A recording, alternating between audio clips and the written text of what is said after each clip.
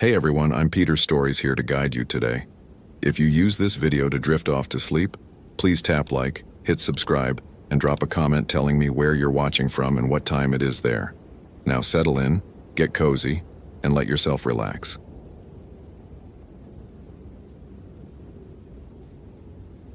Location: Marble Mountain Wilderness Area, California. Date: October 27, 2015.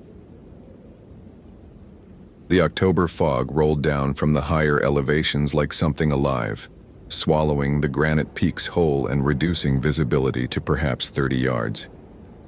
Kevin Summers had been monitoring the weather on the station radio since dawn, watching the pressure system collapse across the northern California wilderness.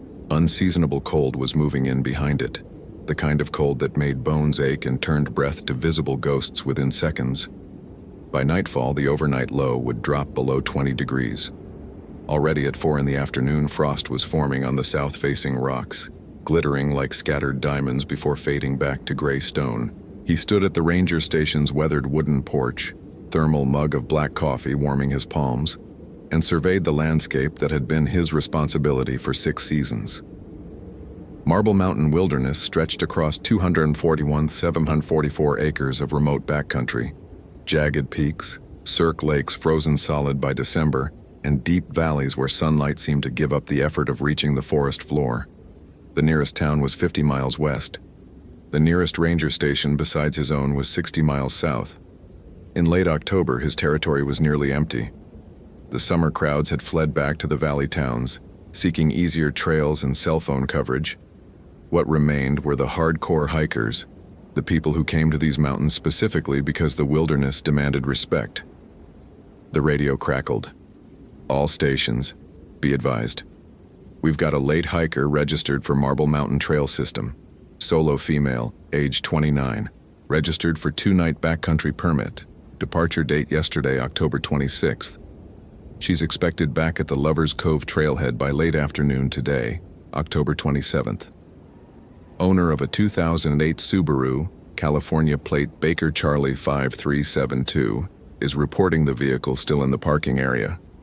Last location check with dispatch was this morning at 0800 hours.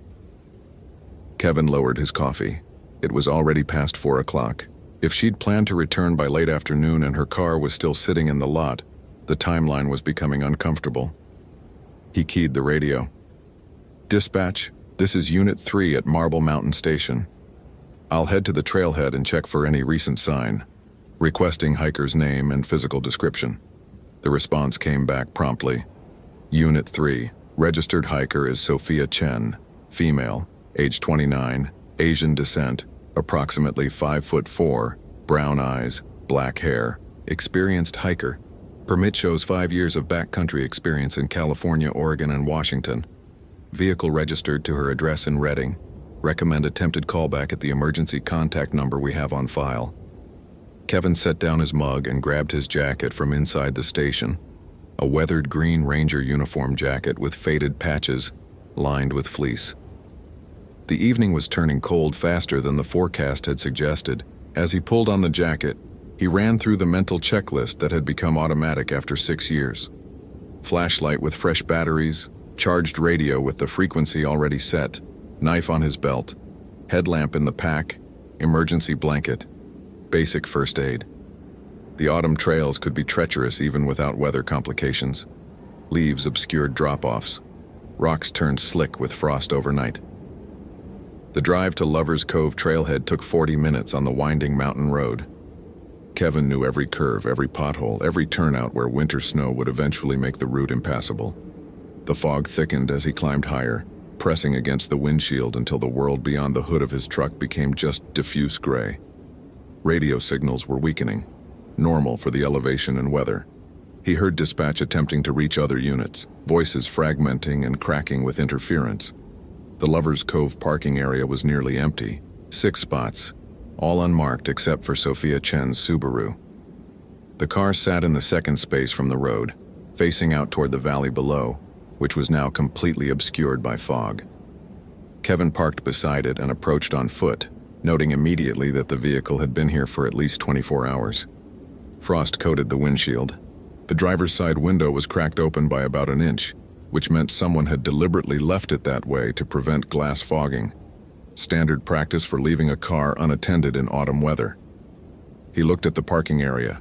One vehicle, no other hikers visible. The trailhead bulletin board showed the day's date and offered warnings about the incoming weather system and early snow at elevations above 9,000 feet. Below the official notices, someone had carved into the wooden frame, "Do not go past Marble Peak after dark." The carving looked old, the letters darkened with years of weather exposure, but the message was clear. Kevin tried the radio. "Dispatch, Unit 3. I'm at the Lovers Cove trailhead. Vehicle is present and consistent with the description. No visual sign of the hiker. Fog is now at approximately 100%. Visibility near zero. I'm going to attempt a search of the trail corridor with emphasis on the first mile. Requesting backup if available." Static bloomed, then fragmented. "Unit 3. Copy on vehicle. No units. Available. Weather. All personnel. Contingency protocols. Contact you 30 minutes. Dispatch, I didn't copy that. Say again." More static. Then nothing except the soft rush of wind through the pines and the distant, constant whisper of fog against the mountain. Kevin keyed the radio once more. "Dispatch, Unit 3 attempting search. Will advise." The trail entrance was marked with a weathered wooden sign showing mileage. Marble Peak, 4.2 miles. Lovers Cove Lake, 6.1 miles. Paradise Valley, 9.8 miles. All three destinations were high-elevation destinations. The most likely scenario was that Sophia had gotten a late start yesterday, camped on the trail, and overslept this morning. The fog made hiking slow and dangerous. She could simply be moving carefully down the mountain in low visibility, unaware that she was now several hours behind her planned return time. The trail immediately disappeared into dense forest. Douglas fir, white pine, and scattered whitebark pines that had begun their slow decline from high-altitude drought. The fog was so thick that Kevin's flashlight beam seemed to stop about 8 feet ahead, as if the light was being absorbed by something rather than reflected back. He moved carefully, watching for recent boot prints, disturbed vegetation, anything that would confirm that Sophia had come this way. The forest smelled of autumn, decay, moisture, the mineral scent of stone and frost. But underneath that, something else. Something faint that made Kevin's hindbrain register an alert that his conscious mind wasn't ready to acknowledge.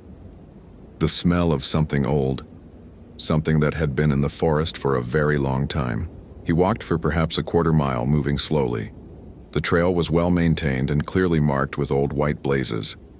He saw a few recent boot prints in the soft earth, consistent with a hiking shoe, size small, depth indicating someone relatively light. Sophia's prints, probably. The prints were there on the way up the trail. He photographed them with his phone, evidence that she had indeed started the hike. Then the prints simply stopped. Kevin stood where the last visible print ended, looking ahead at the trail that continued, unmarked by any recent foot traffic. He looked back. The prints disappeared approximately 1.3 miles from the trailhead, according to his GPS. The GPS also showed him the trail continued another 200 yards before switchbacking up the next incline. But here, where the trail straightened through a flat section of dense forest, the evidence of Sophia Chen's passage simply ceased. Kevin looked left and right. The forest here was dense, but not impenetrably so. No major brush barriers. No obvious reason someone would leave the established trail. He called out, "Hello? Park Service? Is anyone out here? Sophia?" His voice seemed to be absorbed by the fog. No echo. No response. He keyed the radio again, the transmission crackling immediately with static. "Dispatch, I've got something. Last sign of the hiker approximately 1.3 miles up the Lovers Cove trail. Boot prints end abruptly in the middle of the trail corridor. No apparent deviation from the marked route. I'm going to do a grid search of the immediate area." The response came back broken. 3. Copy. Proceed with caution. Weather deteriorating. Kevin turned on his headlamp in addition to the flashlight. creating a pool of doubled light that still seemed inadequate against the fog. He began a systematic search pattern, moving in widening circles from the point where the prints had ended. The forest here was mostly open, with thick ground cover and scattered fallen logs. Easy walking for the most part. Easy place to spot someone who had strayed off trail or become injured. He found nothing. No backpack, no blood, no torn clothing, no body. What he did find, after perhaps 30 minutes of searching, was something stranger. A rock formation. 3 boulders stacked roughly on top of each other, perhaps 7 feet tall, that seemed to have been deliberately assembled. It wasn't natural. The rocks were positioned too precisely, the smaller stone balanced on top of the 2 larger ones in a way that would take intention and effort. Kevin had been hiking these mountains for 6 years and had never seen this formation before. At the base of the stacked rocks, he found a single hiking boot. The boot was oriented perfectly, placed carefully, not dropped or lost in a struggle. It was a woman's size 7 Merrill hiking boot, mud-caked from recent use, the laces still tied. Kevin knelt and examined it without touching. The boot was here. Sophia's boot must be, but the owner of the boot was not. He looked around the immediate area, searching for anything else. The other boot, a trail of disturbed earth, anything that would suggest where the rest of her might be. The forest had swallowed her. The radio crackled urgently. Unit 3, dispatch, respond. Kevin grabbed the radio. Dispatch, this is Unit 3. I've located evidence. 1 hiking boot, confirmed to match the description of the hiker's footwear. Location approximately 1.4 miles up the Lover's Cove Trail from Trailhead. I'm marking the location with GPS coordinates now, requesting immediate backup and expanded search parameters. This is now a missing person situation. The response took longer this time. When it came, the voice sounded distant, not just from signal degradation, but as if speaking from very far away. Unit 3, copy on missing person. We are implementing SAR protocol. Nearest available unit is 45 minutes from your location. Remain at scene and maintain order of the evidence. Do not disturb the boot. Await backup. Kevin acknowledged and sat down on a fallen log near the stacked rocks. His flashlight beam pointed at the single abandoned boot. The forest around him was absolutely silent. No wind, no birds, no insects. Just the soft sound of his own breathing and the occasional crackle of static from the radio on his belt. He was still sitting there, watching the boot, when he heard the voice calling from somewhere deeper in the fog. Kevin. It wasn't dispatch. It wasn't anyone on the radio. It was a human voice, clear and distinct, calling his name from somewhere in the darkness beyond the trees. A voice he recognized, which made no sense because the person who owned that voice had no reason to be in the Marble Mountain wilderness on this particular evening. It was his brother, Michael. Michael, who lived in Los Angeles. Michael, who had last spoken to Kevin 3 days ago over the phone, confirming Thanksgiving plans. Michael, whose voice was somehow coming from the fog-shrouded forest like an invitation. Kevin, you need to come find me. I'm lost. Kevin stood, his hand instinctively moving to the radio, then stopping. What was he going to say? That he was hearing his brother's voice in the woods? That dispatch would believe?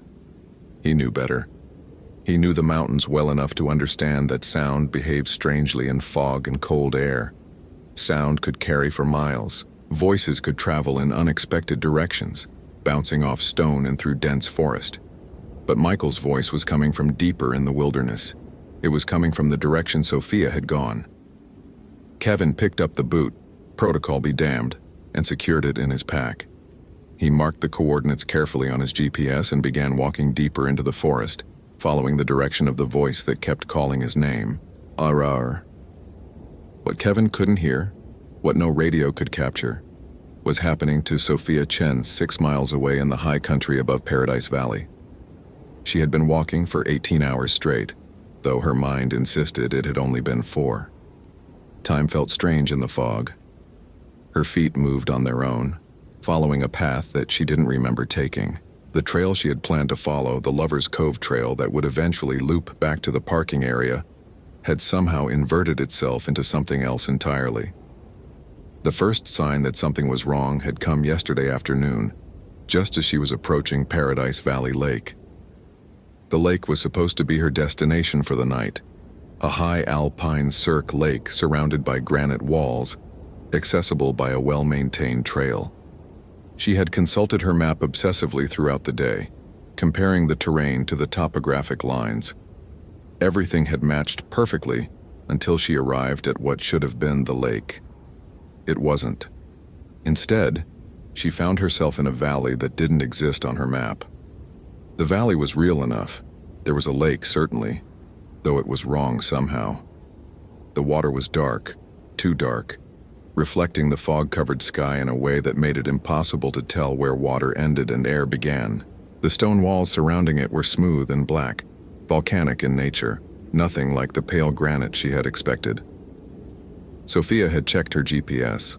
The coordinates made sense. According to the device, she was where she should be. But the landscape disagreed fundamentally with that assessment. She had spent the night in that valley, sleeping fitfully in her tent, listening to sounds that she couldn't quite identify. Not animals, something else. Something that seemed to walk around her tent at intervals throughout the night, circling, never approaching too close, never going away. When she had finally emerged from her tent at dawn, exhausted and uneasy, she had discovered that everything had changed again. The valley was gone. The black lake had vanished. The stone walls had been replaced by dense forest. Sophia was in a place that she didn't recognize, holding a map that no longer seemed to correspond to the world around her, and she had no idea where she was. The panic had come in waves, then receded, then come again. She was an experienced hiker. She knew the protocols: stay put, make yourself visible, keep your whistle handy. Her whistle had been in her pack. She had blown it, 3 long blasts, the universal distress signal, and listened for the echo. There was no echo. The forest had absorbed the sound completely, as if her distress signal had been carried away and deliberately silenced. After that, Sophia had made the choice to walk. Staying put might be the right decision in a normal emergency, but the forest around her didn't feel normal. It felt active. It felt aware. Every rustle, every shift in the fog seemed purposeful and directed toward her specifically. Staying put meant remaining stationary while something moved around her unseen. Walking, at least, was doing something. She had taken off one of her boots to help mark her trail and placed it deliberately on a stone formation that seemed significant. A stack of rocks that looked almost like a marker for something. A signal. She didn't remember building that formation, but she had been moving half awake through the forest for hours. Memory felt unreliable. Reality felt negotiable. For hours after that, she had walked through forest that seemed to repeat itself. The same tree would appear twice in different clearings. The same cluster of stones marked the boundary of the same stretch of trail, looping back on itself. She would navigate to what she was certain was a clearing, only to find herself walking back into the same exact stretch of forest she had just exited. And then, as the afternoon had begun to fade, she had started hearing the voice. It was calling her name. Sophia. Sophia. Sophia. But not just a single voice. It sounded like multiple voices, all speaking in unison, all perfectly synchronized, all saying her name with a kind of hunger that made her chest tight and her breathing shallow. The voices had become clearer as the hours had passed. Now, in what felt like early evening, though she had completely lost track of time, she could make out that they were using language. Not English. Something older. Something with a shape to it that her mouth wouldn't be capable of producing, even if she tried. Sophia sat with her back against a large pine tree, her single remaining boot pressing into the soft earth beneath her, and listened to the voices circling through the fog. They were close now, very close. She could hear them moving through the brush, could hear what sounded like feathers rustling, could sense the displacement of air around her. They were calling her name. She pulled her knees up to her chest and made herself small, pressed against the ancient wood of the pine tree. The bark dug into her back. Her breath came in small, controlled gasps. She had read once that predators respond to fear. She had read that you should appear larger, more threatening, when facing something dangerous. But the thing about these voices was that they already knew she was afraid. They had been cultivating her fear for 18 hours. Fear was the only thing keeping her alive, and she suspected that on the other side of this fear was a fate worse than anything she could currently imagine. A shape moved through the fog to her left. Not human, not quite animal. It was too tall, with limbs that bent at angles that no creature she knew should bend at. Its silhouette seemed to flicker when she tried to focus on it, as if it existed partially in a different light spectrum. When it turned toward her, she saw what might have been eyes, enormous, unblinking, luminous in the gathering dark.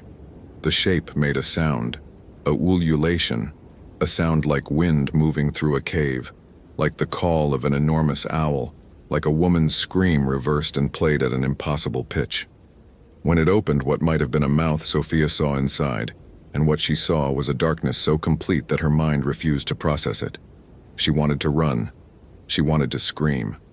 She wanted her mother. She wanted anything except what was happening in this moment, this terrible moment where the fog was parting like a curtain and revealing something that had been waiting for her since she entered the forest. More shapes emerged from the fog. 3 of them. 4. Sophia stopped counting when she realized they had no definite number. They seemed to multiply the longer she looked at them. Or perhaps there had always been this many, and her perception simply couldn't hold them all in focus at once. They circled her. They waited. And Sophia, pressed against the bark of the pine tree, realized that they had been herding her toward this exact spot the entire time she had been in the forest. Everything had been leading here. The valley that didn't exist, the loop of forest that repeated, the voices calling her name. It had all been a slow dance toward this moment, this inevitable confrontation with something that existed in the old places of the world, in the cracks between civilization and true wilderness. One of the shapes reached toward her with what might have been a wing. One of them opened its mouth and made a sound that was almost, but not quite, like her own voice. They were trying to mimic her, learning her frequency, learning how to call to her, so that when they were done with Sophia Chen, they could use her voice to call others deeper into the mountains. Sophia closed her eyes and waited. Kevin was lost, but he didn't fully realize it yet. He had been following the sound of Michael's voice for almost 2 hours, and the voice had led him deeper and deeper into terrain that didn't match any of the official trail systems. The fog had grown so thick that his headlamp and flashlight were now nearly useless. They simply illuminated about 5 feet of opaque gray, beyond which was nothing. The voice called from deeper in, always just at the edge of hearing. Michael's voice. Definitely. But something was wrong with the inflection. It would say Kevin's name correctly, but then the emphasis would be slightly off, the pauses in the wrong places.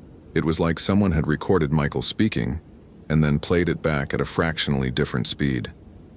Kevin's radio had stopped working somewhere around the time he had started following the voice. The last transmission he'd received before the static took over was fragmented. Unit 3, we have SAR teams, standing by, location, repeat, location. He wasn't sure where he was anymore. His GPS still worked, but it seemed to be displaying impossible information. According to the device, he was walking in a straight line directly south of the trailhead, but his compass disagreed. It spun lazily, unable to find magnetic north, as if the Earth's field was distorted in this particular patch of wilderness. The temperature had dropped precipitously. Kevin could see his breath now, bright crystalline clouds in the beam of his headlamp. His fingers were numb. The fog had become almost solid, pressing against him like a living thing, carrying with it that old smell he had noticed before. The smell of something ancient, something that had been waiting in these mountains since before the name California existed. Michael's voice came again, clearer this time. Kevin, you're so close, just a little farther, I can see you. Come see me. Come see what I've become. Kevin stopped walking. He looked around at the fog, at the indistinct shapes of trees that might or might not be trees, at the absolute absence of any landmark that could orient him. He reached for the radio and was not surprised to find that it was no longer on his belt. He had no memory of dropping it, but it was gone. Without the radio, he was completely isolated. He was still standing there trying to process the implications of that realization when he heard something other than Michael's voice. It was a sound like wind moving through a canyon, like the call of a great owl, like a woman screaming in a place where screams went to die. The sound came from multiple directions simultaneously, which was impossible. But then again, everything had been impossible since he left the trailhead. Kevin realized in that moment exactly what had happened to Sophia Chen. She hadn't gotten lost on the trail. She hadn't wandered off the marked path and fallen. The mountains hadn't claimed her through any natural cause. Something had taken her, something intelligent and patient and cruel, something that understood how to use the isolation of these peaks to separate people from the world, and how to use a person's own connections, family, love, concern, as a lure. He looked down at the hiking boot he had been carrying in his pack since he had found it at the rock formation.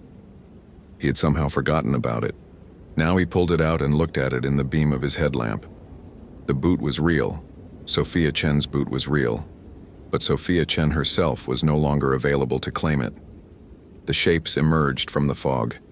They were enormous, with wings that seemed to exist partially outside the visible spectrum, with heads that were too large and eyes that reflected his headlamp light like 1,000 points of luminescence. They moved with a predatory grace that suggested they had been hunting in these mountains since long before there were rangers to protect them, since long before there were trails marked for human hikers, since long before the Yakama people had warned travelers about the Tataklea, the owl women who lived in the high places and fed on solitary travelers.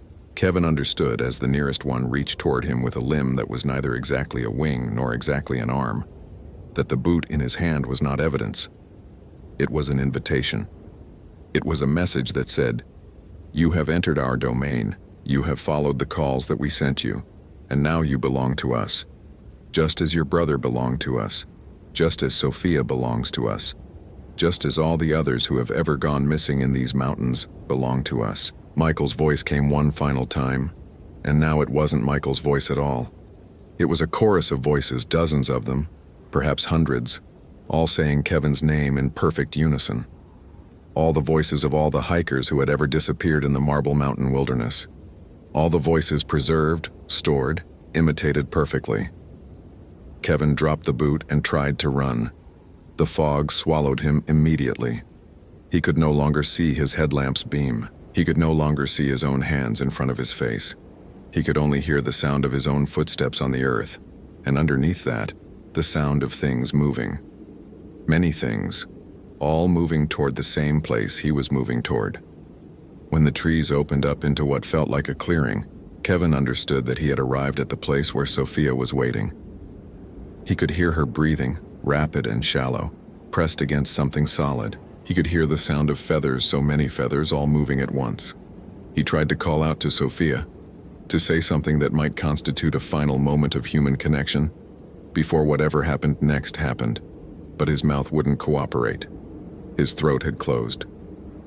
All he could produce was a sound like wind moving through a canyon, like the cry of an enormous owl, like his own voice transformed into something other. The transformation, when it came, was not painful. It was merely inevitable. Like water flowing downhill, like autumn following summer, like the turning of the seasons that no human agency could prevent.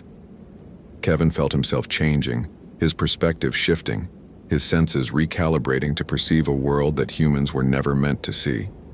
Around him in a circle stood other figures. Some of them were relatively fresh, still maintaining something of human shape, though the shape was wrong in multiple dimensions. Some of them were ancient, worn down to their essential predatory form, all wing and hunger and the terrible patience of things that lived for centuries. One of them had Michael's face. One of them had Sarah Martinez's face, a hiker who had disappeared in 2003. One of them had James Whitfield's face, missing since 1997. Kevin counted 17 faces before his ability to count things in the human way began to dissolve, and then, from deep in the fog, he heard the voice of dispatch calling his name, calling him back to a world he could no longer reach. to a place where he had existed only hours before but which now seemed as distant as a childhood memory.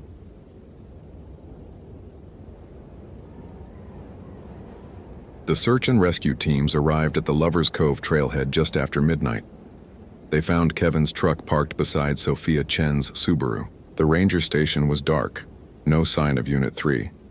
The search perimeter was expanded immediately to include the full trail system and surrounding backcountry.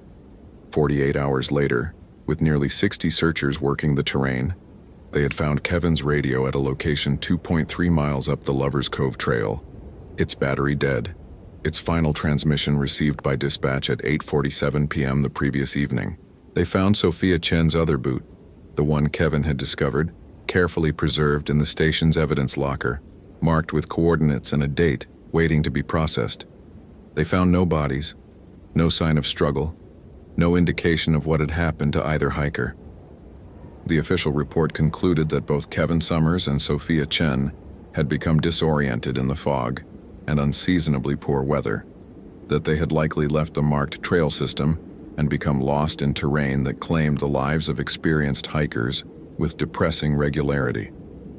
The case was classified as a missing persons incident with probability of fatal accident. Search and rescue operations continued for 2 weeks and then were suspended. The Marble Mountain Wilderness was returned to the Park Service's standard patrol schedule. Winter storms moved in early that year, and by November, the high country was buried under 3 feet of snow, making further search efforts impossible. In January of the following year, a new ranger was assigned to the Marble Mountain Station. His name was David Martinez, and he had no connection to Marble Mountain beyond the rotation schedule that assigned him to the station. He was a competent ranger, well-trained, experienced in remote wilderness operations. On his 3rd week at the station, David began hearing voices on the radio frequency during his evening patrols. Voices that didn't belong to dispatch. Voices that called his name in a way that made his chest tight and his hands cold. One of the voices sounded like his sister Sarah, who had gone missing from these mountains in 2003. David reported the phenomenon to his supervisor, who suggested that perhaps the radio was experiencing some kind of malfunction. Or perhaps, the supervisor speculated, David was stressed from the transition to a new station and could benefit from a few days off. David accepted the suggestion and took a long weekend in the valley town. When he returned, the voices were still there, and on the evening of his 5th day back on duty, David Martinez took his patrol radio and his hiking pack and followed the voice of his sister deeper into the fog-shrouded wilderness, toward the place where the old things were waiting, toward the place where Kevin and Sophia and Michael and 17 others had become additions to a collection that had been assembling itself for centuries, one hiker at a time, one voice at a time, growing and learning and becoming more perfect at the act of luring humans deeper into the mountains. The Marble Mountain Wilderness had finally learned to speak in human tongues. It had learned to imitate not just voices, but the emotional weight behind the voices. It had learned that the deepest hungers, the need for family, the pull of connection, the desperate human hope that a lost loved one might somehow be out there, waiting to be found, were far more effective lures than any physical trap could ever be. And so it waited in the fog, the Tataklea, the owl women, the things that had lived in this place since before language existed. It waited for the next hiker, the next solitary person drawn to the mountains by the beauty of wilderness and the seductive promise of solitude. It waited with the patience of something that had centuries to perfect its hunting technique. It called from the fog. It imitated the voices of the dead. It gathered them one by one, season by season, year by year, building a chorus that grew more sophisticated and more hungry with each edition. And in the valley below, in the ranger station that sat silent through the cold night, the radio on the desk crackled softly with a voice that wasn't quite dispatch, calling out to anyone who might be listening, speaking in English that was almost perfect, inviting new rangers to come deeper into the mountains, to answer just one more call, to follow just one more voice into the fog. The Marble Mountain Wilderness had finally learned to hunt in the language of men.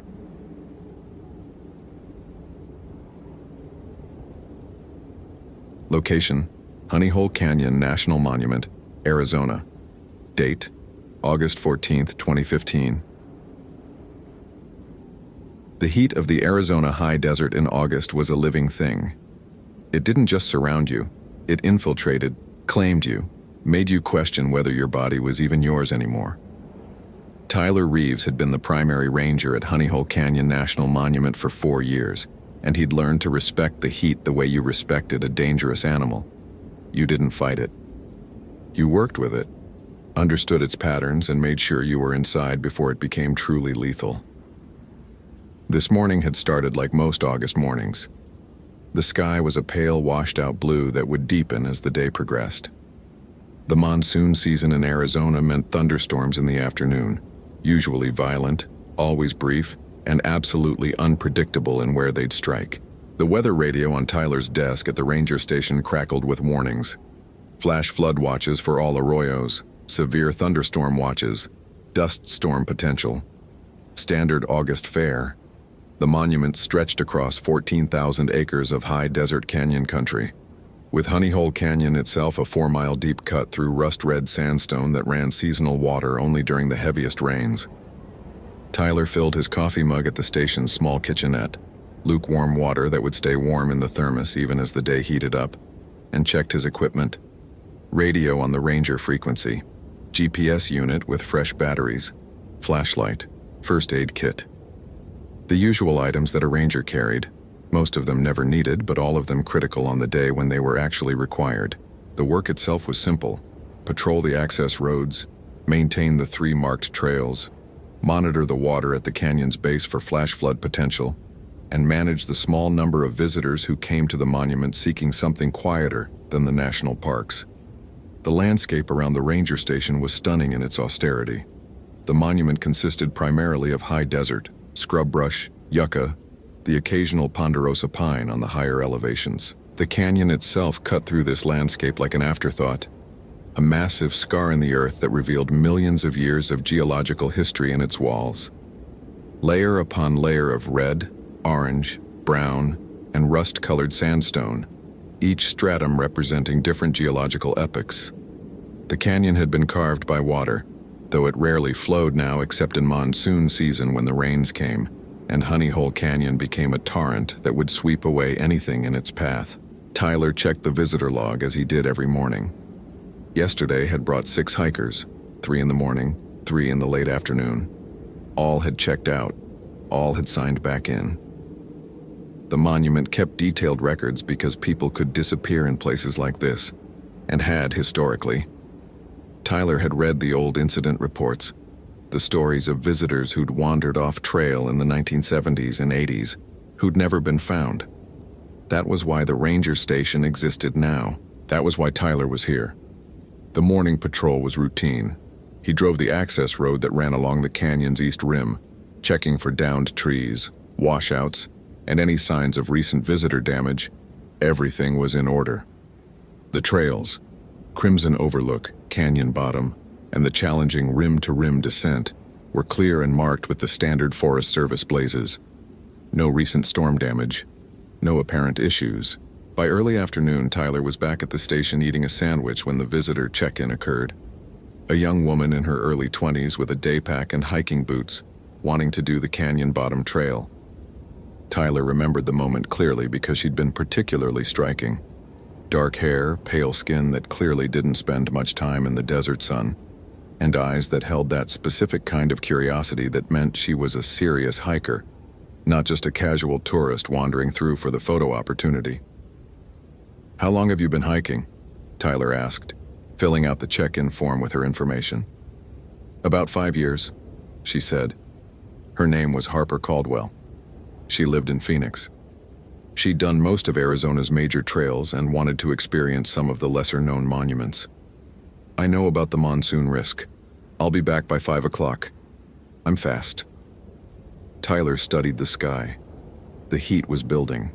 That particular pressure in the air that meant the monsoon was developing somewhere north, somewhere over the Mogollon Rim. Storms probably not here until late afternoon, but the moment you see clouds building, I want you off that trail and heading back up. Understood? This canyon floods fast. "I understand," Harper said. She signed the check-in form, noted her entry time, 1:47 p.m., and headed for the Crimson Overlook parking area where the canyon bottom trail began. Tyler watched her go. He'd done this hundreds of times, checked in hikers, explained the hazards, sent them off into the monument's interior. Most came back. Some came back with stories. A very few didn't come back at all. Harper Caldwell had been hiking the Southwest for 5 years, ever since a college geology class had sparked something in her that all her other academic pursuits had failed to ignite.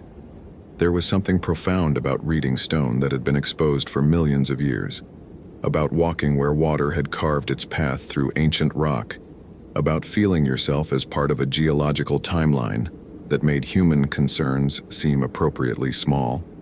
The canyon bottom trail was challenging but manageable, a steep descent from the rim down to where water sometimes flowed, then a return along the canyon floor if you wanted to see the geological layers in detail. Harper had brought water, electrolyte tablets, and a sun hat. She'd checked the weather. She was prepared. The descent took 45 minutes. The trail was well marked, the switchbacks carefully engineered, and the views got better as she descended. The canyon walls rose on either side of her, each one displaying a fascinating cross-section of time. Bands of Supai group formation, rust-red and orange layers that told a story of ancient seas and deserts. Red wall limestone above it. The views were worth every breath of exertion. At the canyon bottom, the trail leveled and she could see the seasonal water channel, dry now, but showing signs of previous flooding. Large boulders had been rolled and repositioned by water. Sand and silt lined the arroyo. Everything here was shaped by the occasional violence of flowing water. Harper checked her watch. 2:35 p.m. She'd been on the trail for less than an hour. The ranger had said she'd be back by 5, and she would be, easily. She decided to walk a bit further along the canyon floor to see how the geology changed at different points in the canyon. The walk was peaceful. The heat was intense, but it was a dry heat. Her sweat evaporated as fast as it formed, and the canyon's depth provided some shadow from the afternoon sun. She could hear the wind moving over the rim far above, a distant whisper, but here in the canyon, there was almost no wind. The silence was complete except for the occasional sound of her own footsteps on the stone. It was around 3:15 that Harper first noticed something wrong with the light. The canyon around her was getting darker.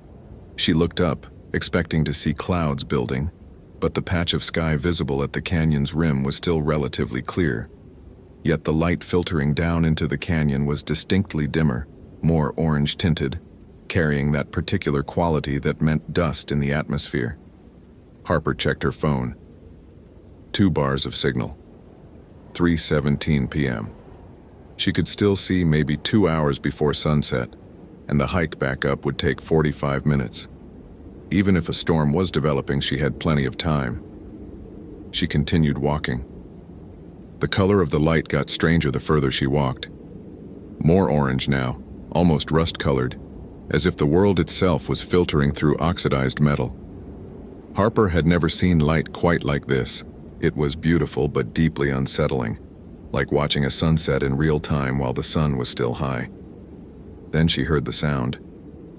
It came from above, a cry that was almost like a bird call but larger, deeper, carrying frequencies that didn't sound entirely natural. Harper stopped and looked up. At the rim of the canyon, perhaps 100 meters above, she could see something moving. Large, dark against the orange-tinted sky. A hawk, probably. Or a raven. Arizona had large birds of prey. She'd heard the ranger mention mountain lions and bears, but birds were less concerning. Still, the size of what she'd seen seemed wrong. Whatever it was had been much larger than any hawk she'd ever encountered. Harper started walking back toward the trailhead. The light continued to deteriorate. By 3:45, it was so dark that Harper had to turn on her phone's flashlight to see the trail clearly. The sky above the canyon rim was now a deep orange-brown, the kind of color you saw just before a major dust storm arrived. Harper had been in Phoenix during monsoon season. She'd experienced haboobs, the massive walls of dust that could reduce visibility to nothing, but she'd never seen the precursor light quite like this.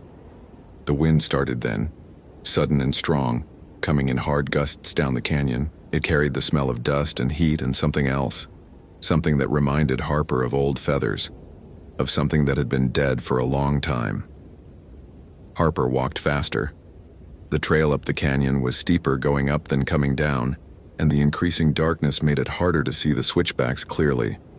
Harper's phone light caught rocks and shadows in ways that made her depth perception uncertain. Several times she had to pause, get her bearings, and make sure she was on the actual trail and not scrambling up loose rock.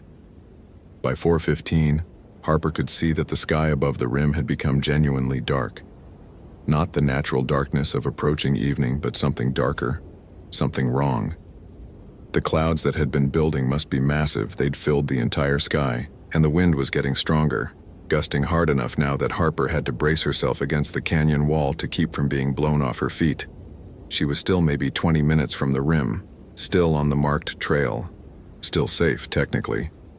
But something in the way the light was failing, in the way the wind was behaving, in the smell that kept hitting her on the harder gusts, was telling her that she needed to move faster. Harper started climbing harder, her legs burning from the exertion, her breath coming in gasps in the thin, high desert air.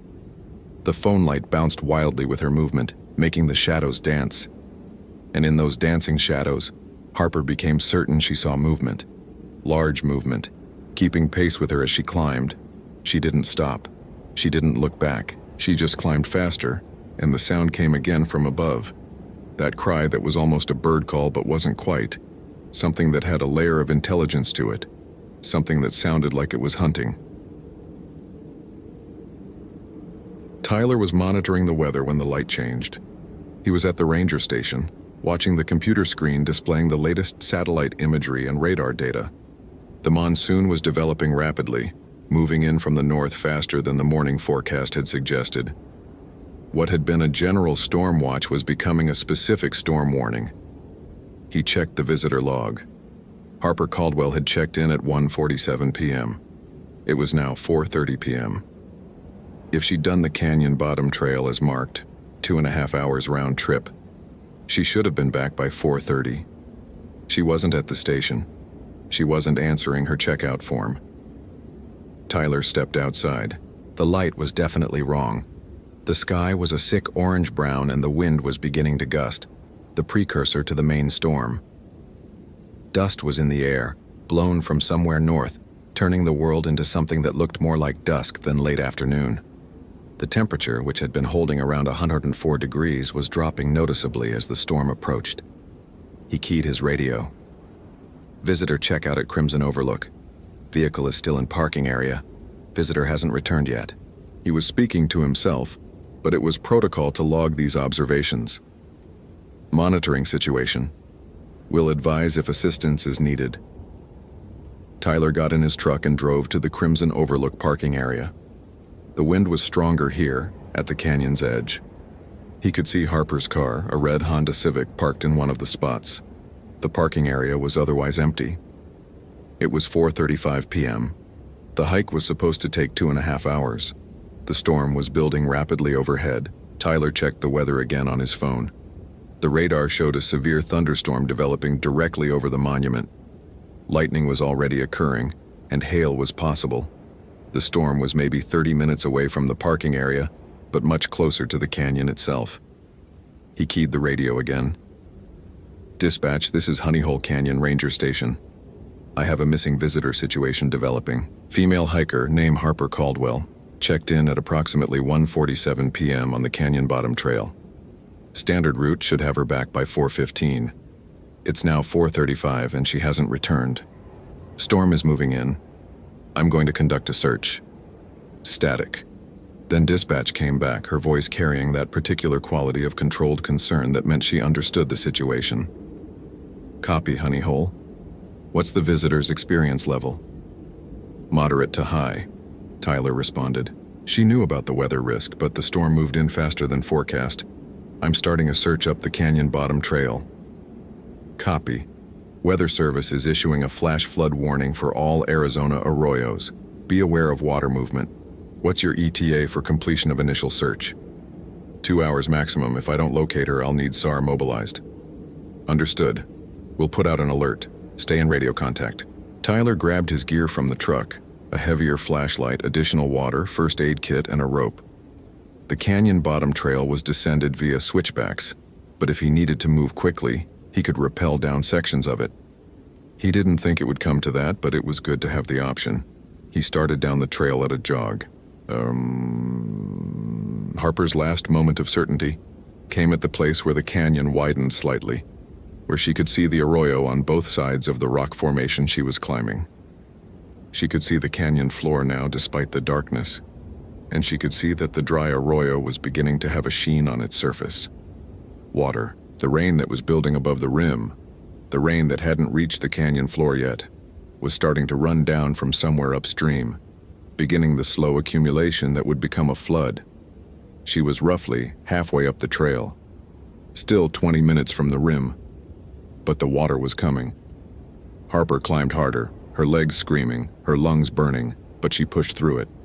She could see the switchbacks ahead, could almost see the rim. The light was so dark now that her phone light was the primary source of illumination, and everything outside its beam was shadow.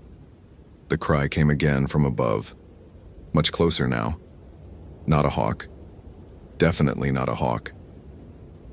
The size and the quality of the sound made it clear that whatever was hunting her wasn't any ordinary bird. Harper looked up and she saw it. At first it was just a shape against the dark sky, a silhouette that was wrong, proportioned in ways that nothing natural should be proportioned.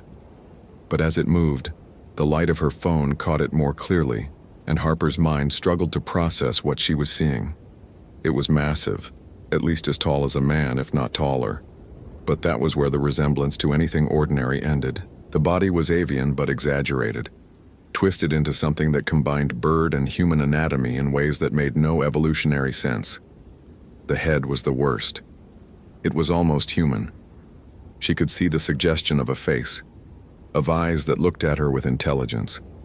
But it was also entirely bird-like, with a beak that curved and long ears that rose from the sides of the head like horns. The wings, when the creature spread them against the wind, spanned what looked like 12 feet or more. Harper tried to scream, but the sound that came out was something less than a scream, something that her throat produced almost involuntarily, a sound of pure animal terror. The creature threw its head back and made its hunting cry again. This close, Harper could hear layers to it that she hadn't detected before.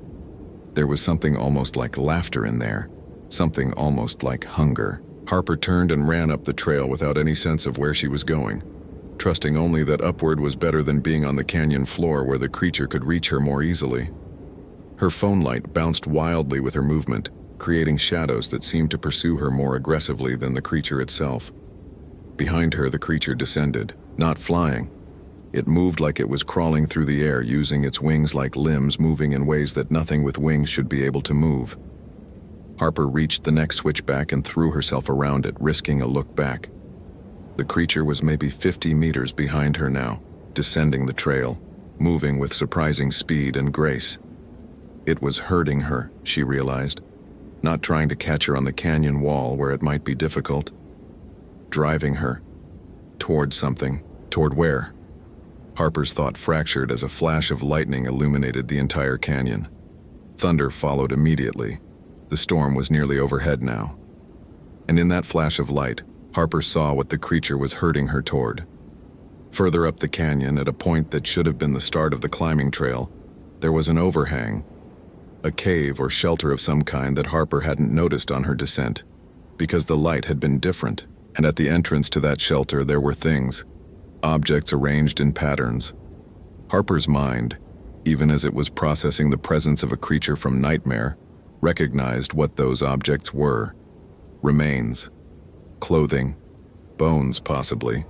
The remains of other hikers who had come to Honey Hole Canyon and never made it out. Harper screamed then, a real scream that echoed off the canyon walls, and she ran with everything she had left. Tyler was halfway down the canyon when he felt the first drops of rain. Not a gentle beginning to a storm. These were large drops, spaced apart, the kind that usually meant the main deluge was seconds away. He increased his pace, moving down the switchbacks faster than was entirely safe, because he understood what was about to happen. Flash floods in arroyos didn't begin with water at ground level. They began upstream, built momentum, and became a wall of water moving at tremendous speed. The arroyo's water was already beginning to move. He could see it accumulating, hear it rushing from upstream in the distance. "Dispatch, I'm in the canyon," he radioed. "Rain starting. Water movement in the arroyo. Continuing search, but will need to abort if conditions deteriorate." "Copy, Honeyhole. National Weather Service has elevated the flash flood warning to critical. Any sign of the hiker?" "Negative, still searching." The rain intensified. It went from scattered large drops to a genuine downpour in the space of maybe 30 seconds. Tyler could barely see 10 meters ahead. The canyon walls around him became suggestions, glimpses between sheets of rain. The water in the arroyo was definitely moving now, and the sound from upstream was becoming louder. The sound of a major volume of water accumulating and beginning to flow toward lower elevations. Tyler was so focused on the increasing danger of the water and the degrading conditions that he almost missed the sound. But it cut through the rain and the increasing roar of the arroyo. A scream. A human scream, coming from somewhere further up the canyon. "Dispatch, I have audible indication of the hiker. Continuing search up canyon." Tyler started climbing, moving faster now, not bothering with the switchbacks, just scrambling directly up the canyon wall. His hands found purchase on the stone, his feet found ledges. The rain was making everything slippery, but the urgency overrode the danger. He heard the sound again. Not a scream this time, but a sound of pure terror, wordless and animal. And then he heard something else. A cry that was almost a scream itself, but came from a throat that wasn't human. A hunting cry. Tyler froze for just a moment as his brain tried to process what he'd heard. That wasn't a cougar. It wasn't a bear. It was something else. Something he'd never heard before, but something his body recognized as fundamentally wrong. Tyler reached for his radio. "Dispatch, I'm hearing unusual animal sounds in the canyon. Something large, not a known species. Continuing search." He pulled himself up over another ledge, and that's when he saw her. Harper Caldwell was climbing toward him, her clothes soaked through, her face running with rain and tears. She was maybe 30 meters above him, moving with the desperate energy of something being pursued. And behind her, descending the canyon wall with a grace that nothing natural should possess, was something that Tyler's mind refused at first to acknowledge. His training said cougar, mountain lion, predatory mammal. His eyes said something else entirely. The creature was massive, avian, wrong in every way that Tyler understood natural order. It moved with intelligence, with purpose, herding Harper toward something rather than directly attacking. And when it turned its head to look in Tyler's direction, its eyes held a clarity that said it understood he was there, that it was aware of him, that he was part of whatever calculation it was making. "Get up here," Tyler yelled at Harper, extending his hand toward her. "Now, come on." Harper scrambled toward him with renewed energy, seeing a different way out, seeing rescue. She reached his position and Tyler grabbed her arm, pulling her up beside him. The creature on the wall below them paused, and the sound it made was that hunting cry again, that almost laughter that suggested intelligence and hunger combined in a way that nature had no business creating. Lightning struck somewhere nearby. Tyler felt the hair on his arm stand up with static, and the canyon flooded with light. In that light, he got his first clear look at the thing that was hunting them. It was like nothing in any field guide, any biology text, any ranger training. The body was avian, massive wings, feathered, obviously adapted for flight. But the head was wrong. The face was wrong. There was intelligence there, malice there. And as he watched, the creature opened its mouth and made a sound that was less cry and more language, something with layers and meaning, something that almost sounded like speech. Tyler grabbed Harper and pulled her toward the canyon wall, moving along a narrow ledge toward the shelter he could now see. The overhang he'd noticed earlier, the place where the creature seemed to be herding them. But as they reached it, Tyler understood what the shelter actually was. It wasn't just a shelter. It was a collection point, a place where things came to gather what they'd caught. The cave extended back into the stone, And what Tyler's flashlight revealed at its entrance was a horror that forced him to look away. The remains of visitors, of hikers, of people who'd come to Honey Hole Canyon and never left. Clothing arranged carefully, bones arranged in patterns that suggested not careless scattering but deliberate placement. Offering, maybe.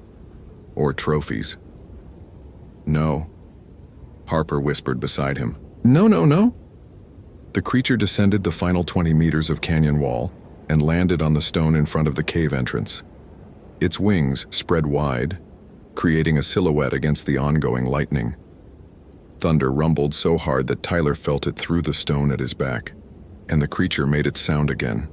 That cry that was almost language, that hunting call that contained something almost like satisfaction. Tyler realized in that moment what he was looking at, not a modern creature, not an evolution or biological anomaly, something older. Something that had been hunting in this canyon long before the monument existed, long before rangers had come to monitor and manage the land. The indigenous peoples of the Southwest had stories about creatures like this. The Lechuza, a predatory spirit, a shapeshifter, a territorial entity that didn't permit trespassers.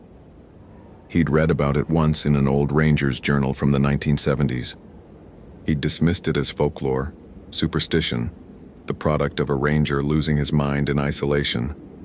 Now Tyler understood that some dismissals were mistakes. Back, he said to Harper, pulling her further into the cave even as every instinct screamed at him not to go deeper into the creature's lair. We need to go back, deeper. There might be another way out. They stumbled backward into the darkness of the cave, away from the creature that was blocking the entrance.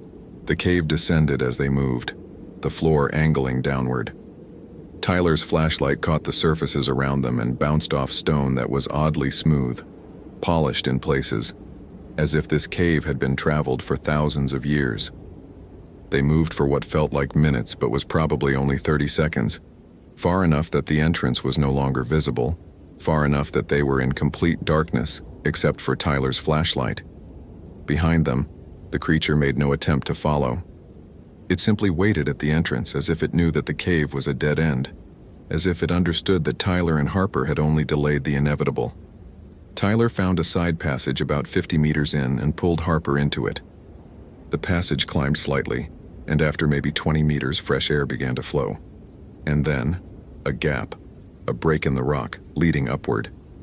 Tyler shone his flashlight through and saw stars. Open sky. This way, he said. Move. They scrambled upward through the passage, Tyler pushing Harper up and in front of him.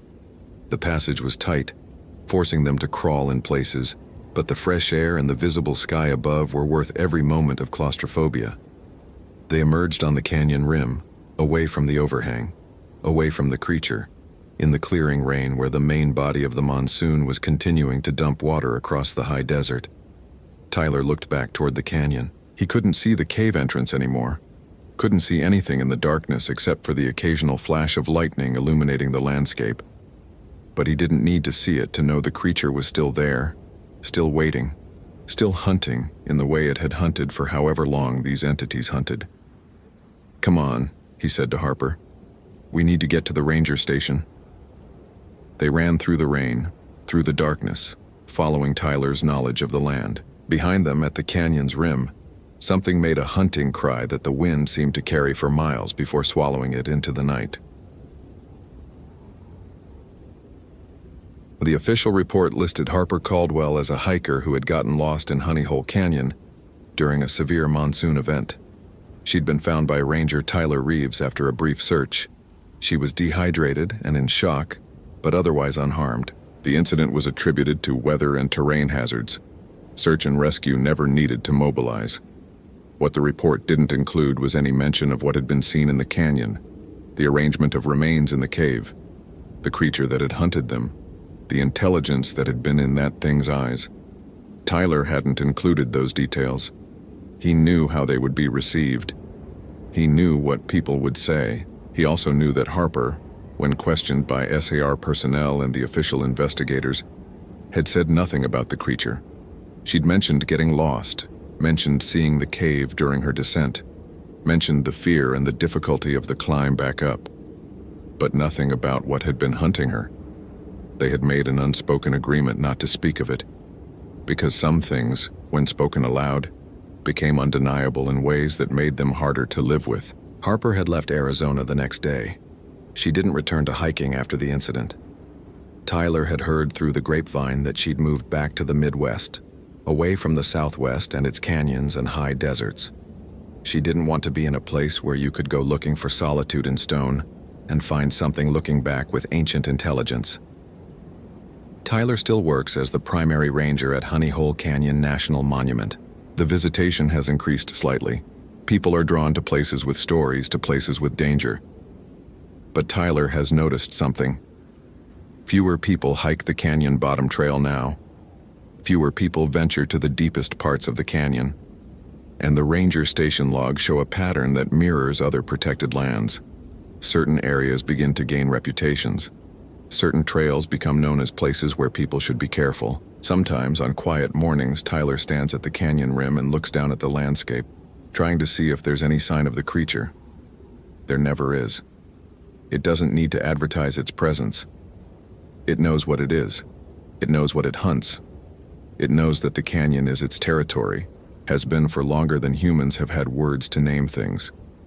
And every few seasons, despite all the warnings, spoken and unspoken, another hiker disappears in Honey Hole Canyon during a monsoon event. Their car sits in the parking lot. Their check-in form notes their intended trail, but they never return. Tyler files the reports. He conducts the searches. He finds nothing, usually. And he wonders if the creature is still adding to its collection in that cave, still arranging its trophies, still maintaining its ancient territory against the encroachment of humans who keep coming, despite all warnings, despite all the signs, desperate for solitude in stone and willing to accept the risks that come with it. The canyon doesn't kill its hikers. That's what people always get wrong. The canyon is just stone and air. It's what hunts in the canyon that kills them. It's what has hunted there since before the canyons had names, since before people came with maps and official designations. It's what will hunt there long after Honey Hole Canyon National Monument is forgotten.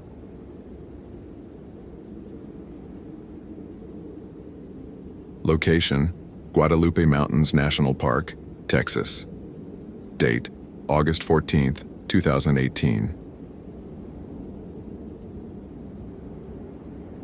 The pre-dawn air at the Frijole Ridge Ranger Station was already warm, not merely hot, but the kind of deep, suffocating warmth that came from the earth itself radiating the heat it had accumulated the day before.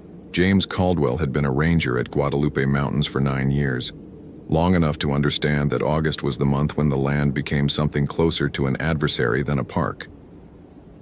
The monsoon season had arrived with its erratic fury, sudden downpours that created flash floods capable of sweeping away hikers and vehicles alike, followed by hours of brutal, unrelenting heat that turned the limestone canyons into ovens. The temperature would reach 102 degrees by afternoon. By midnight, it would drop to 40. He stood on the small porch of the station with a cup of coffee that had already begun to cool in the pre-dawn darkness, watching the eastern ridges gradually separate themselves from the black sky. The mountains here were different from the other ranges he'd worked, sharper, more dramatic, almost aggressive in their geometry. The Guadalupes rose abruptly from the desert floor, their peaks limestone white, their slopes dense with pine and fir in the higher elevations where moisture gathered.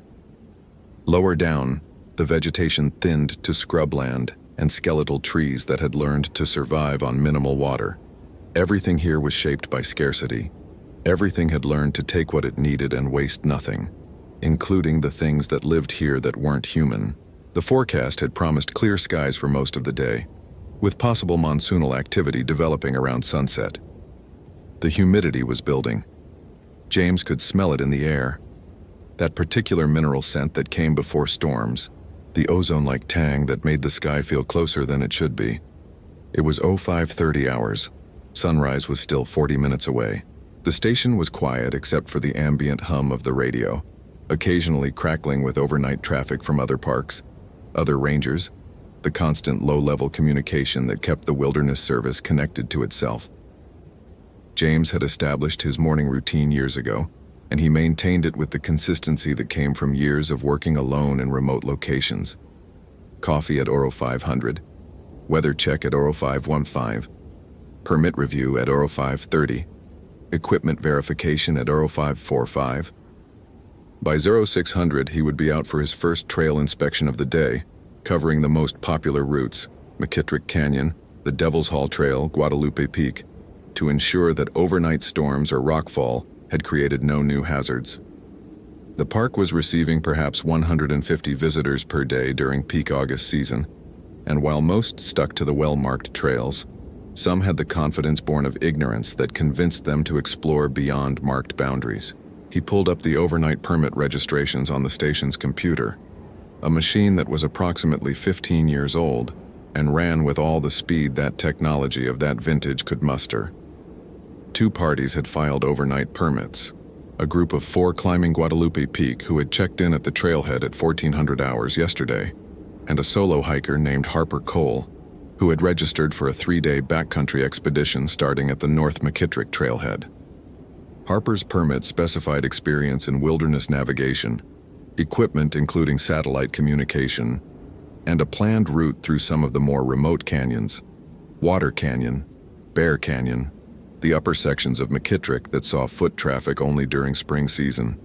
Harper had been due back by 1800 hours today. In the meantime, she was out there somewhere in the dark, presumably on her first night of camping, assuming she'd decided to actually follow her stated itinerary. James had learned not to assume anything about backcountry permits. Some people followed them exactly. Others treated them as rough suggestions. A few used them as covers for entirely different activities.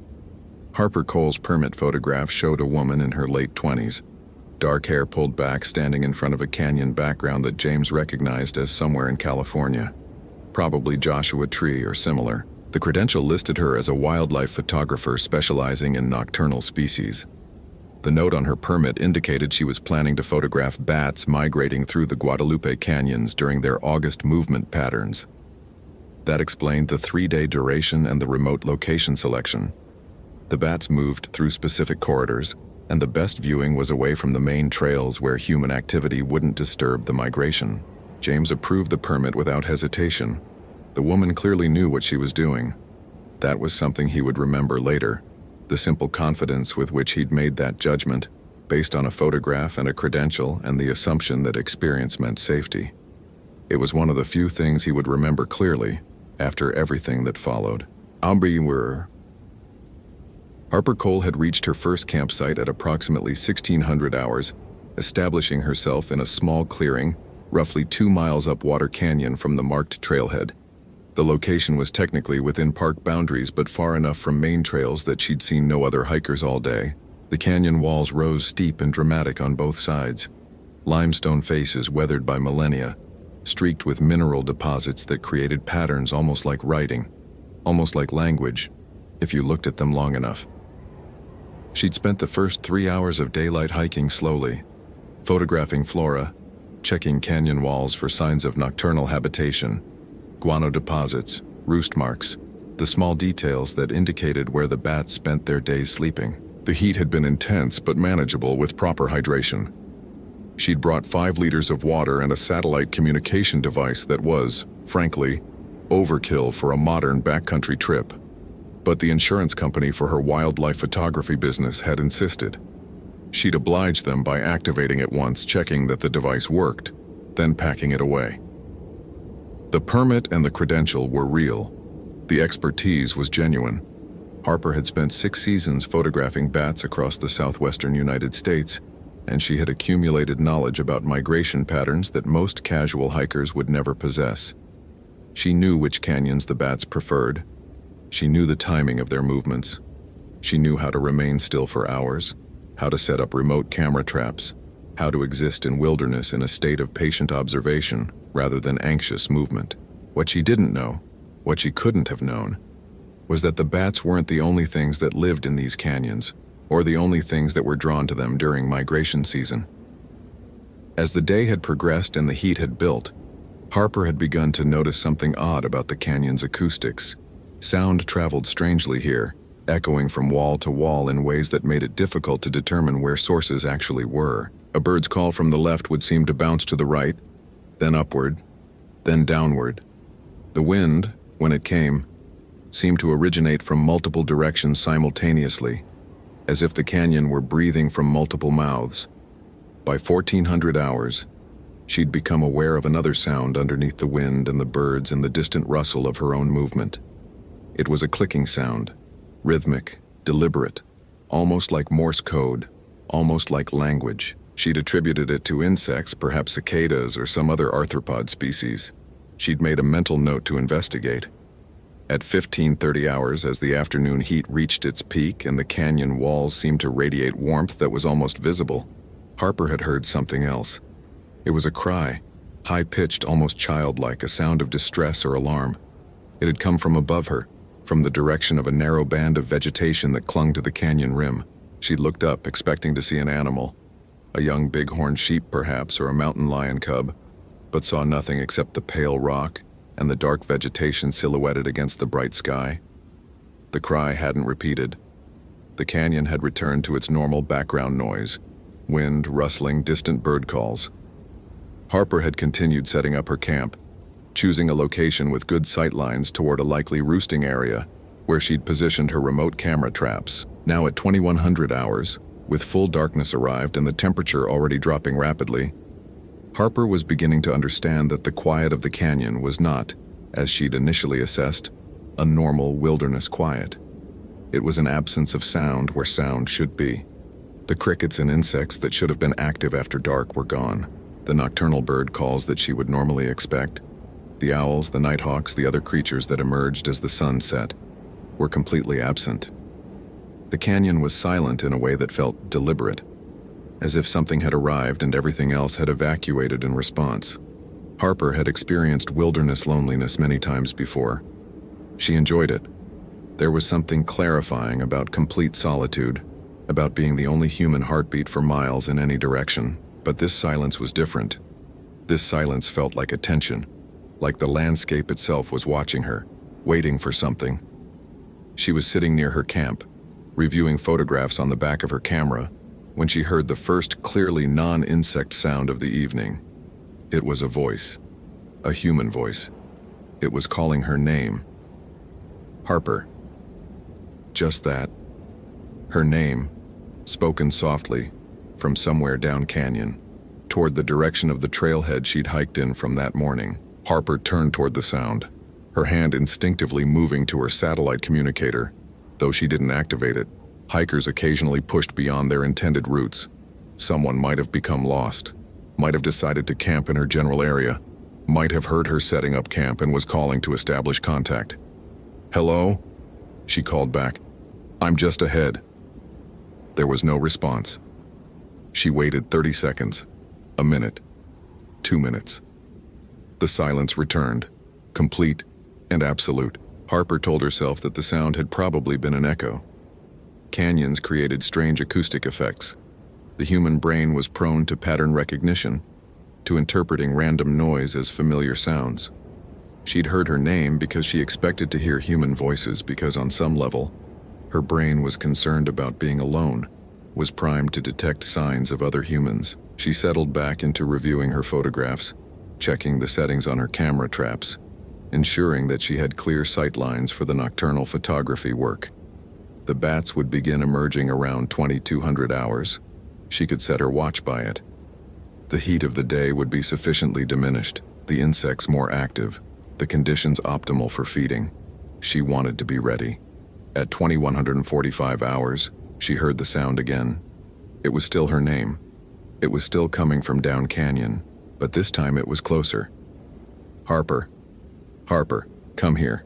There's something you need to see." It was a woman's voice this time, not young, not old, ageless in that way that voices sometimes were when they carried on wind through open spaces. It was speaking in Spanish-accented English, each word precise and deliberate, and there was something familiar about it, though Harper knew she'd never heard it before. Something that made her spine tighten with an instinct she didn't quite understand. She stood up. She was aware of her own heartbeat now, which had been absent from her consciousness a moment before. She was aware of the drop in temperature. It had fallen perhaps 10 degrees in the last hour, the desert chill settling in as the radiating heat dissipated. She was aware that she was alone, and that there was someone or something else in the canyon with her, and that the thing calling her name seemed to want her to move toward it. "I'm here," Harper called back. "Where are you?" "Down here," the voice said. "In the deep canyon. In the places where the sun doesn't reach. Come see. You'll want to see this." Harper's rational mind provided several explanations. Another hiker, disoriented by the darkness. Someone with a satellite radio trying to establish contact. A recorded voice from some source she wasn't identifying. All of these explanations were technically possible. All of them required her to ignore the thing her body was telling her. That this was not another hiker. That this was not someone in need of help. That the thing calling her name in that precise, careful voice was something that should remain at a distance. She activated her satellite communicator.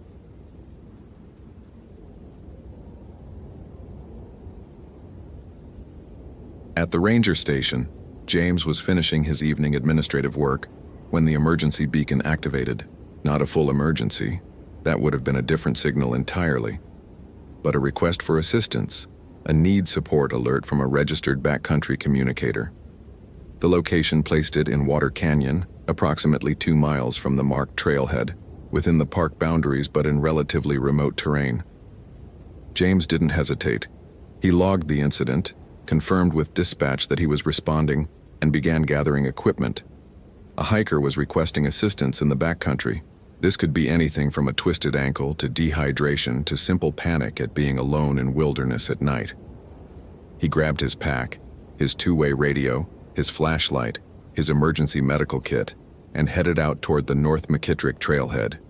The drive would take 20 minutes. The hike to Harper's location would take 45 minutes to an hour in darkness, moving carefully through terrain he knew, but that would be treacherous with limited visibility. The night was clear. The full moon James had noted in the weather forecast was rising now, pale and swollen, providing enough light that he didn't need his flashlight for the initial trail section. The temperature had dropped rapidly, and the air was that peculiar combination of desert cold and residual heat that made August nights in the Guadalupes almost comfortable after the brutal afternoon. He reached the trailhead at 22:10 hours, confirmed his location with dispatch, and began hiking up canyon. The route was familiar. He'd covered this trail dozens of times, knew every major rock formation, every water source, every section where the terrain became technical. Moving in darkness required more caution, but the moonlight was sufficient. He made good time. At 22:45 hours, he contacted Harper on his radio. "This is Ranger Caldwell with Park Services. I received your assistance request. What's your location and situation?" There was a delay before the response came, longer than the 3 or 4 seconds typically required for radio transmission. The voice that came back was calm, but James recognized the undertone of fear in it, the controlled response of someone trying hard not to panic.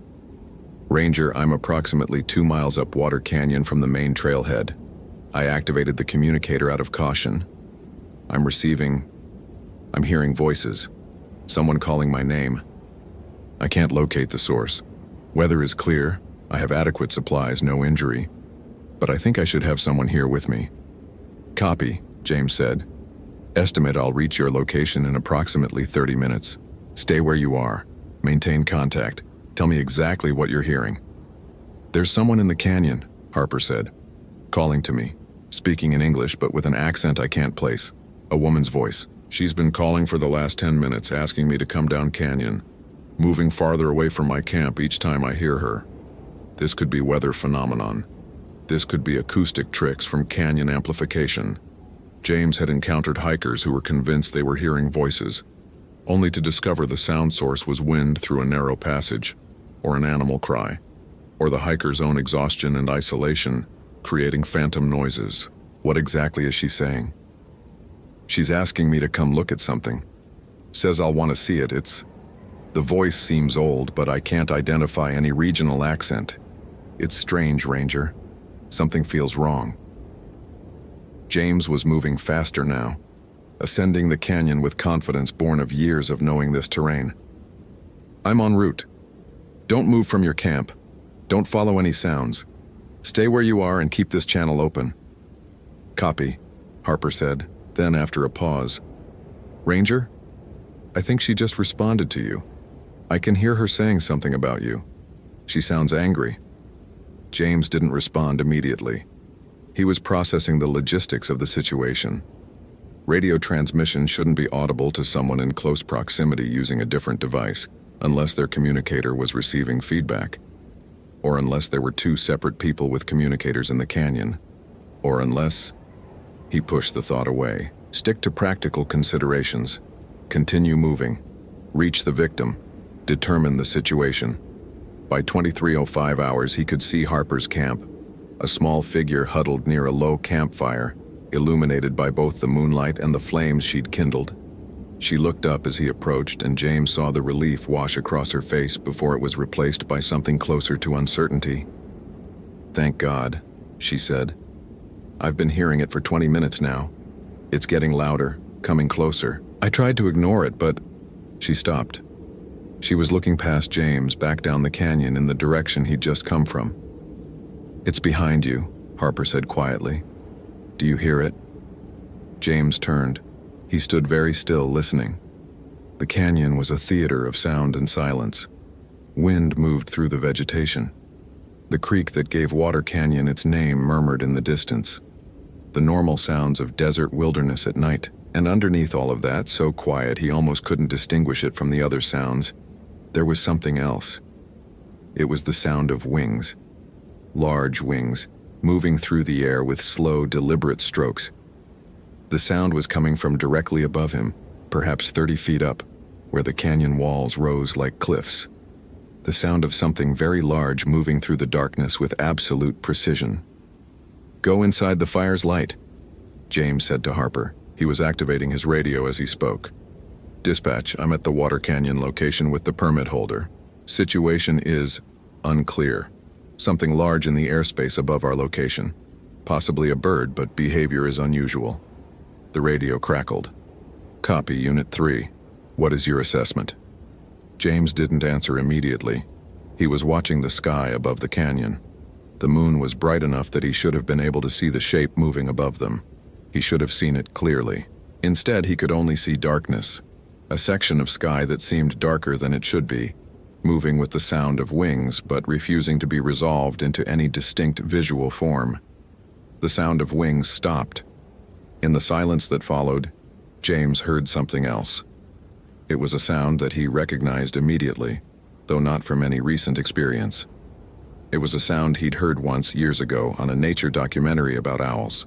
It was a scream, the shriek of a hunting bird, the predatory call that preceded an attack.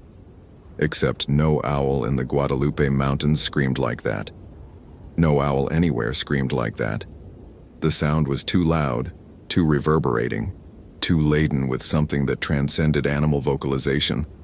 It was a sound that carried intelligence and malice and an ancient hunger that had nothing to do with feeding and everything to do with claiming territory. Harper had moved to the far side of her camp away from James, pressing herself against the canyon wall.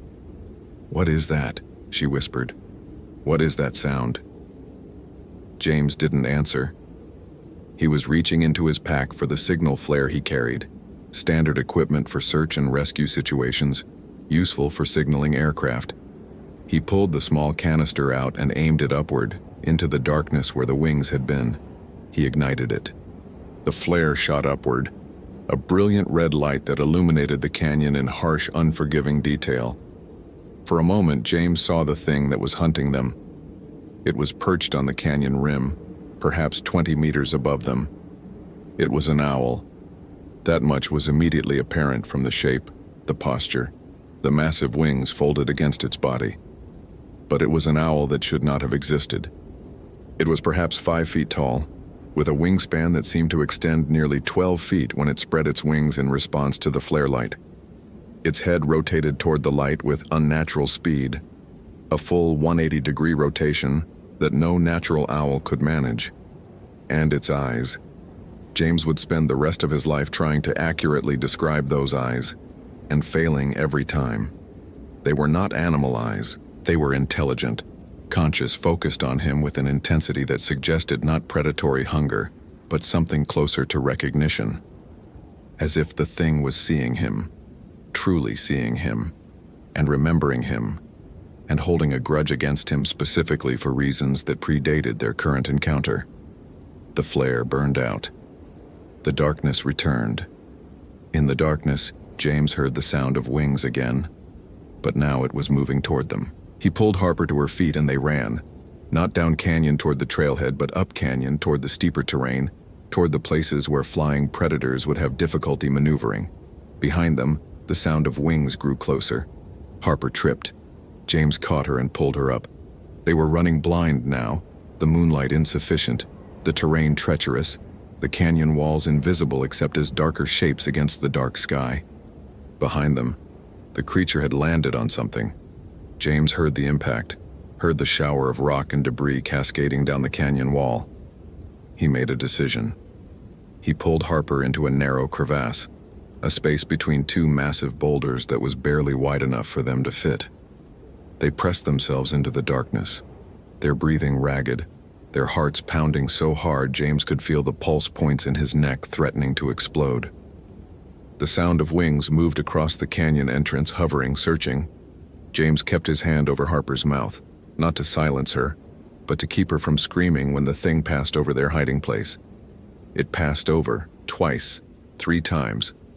Each pass was deliberate, methodical, as if it knew they were here but was enjoying the hunt too much to end it immediately. Eventually, after what might have been 30 minutes or 3 hours, time had become meaningless. The sound of wings faded. The creature had moved on, back to its patrol, back to its claiming of territory.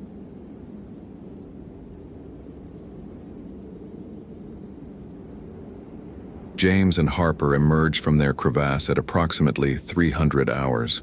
The moon had begun its descent. The darkness was absolute.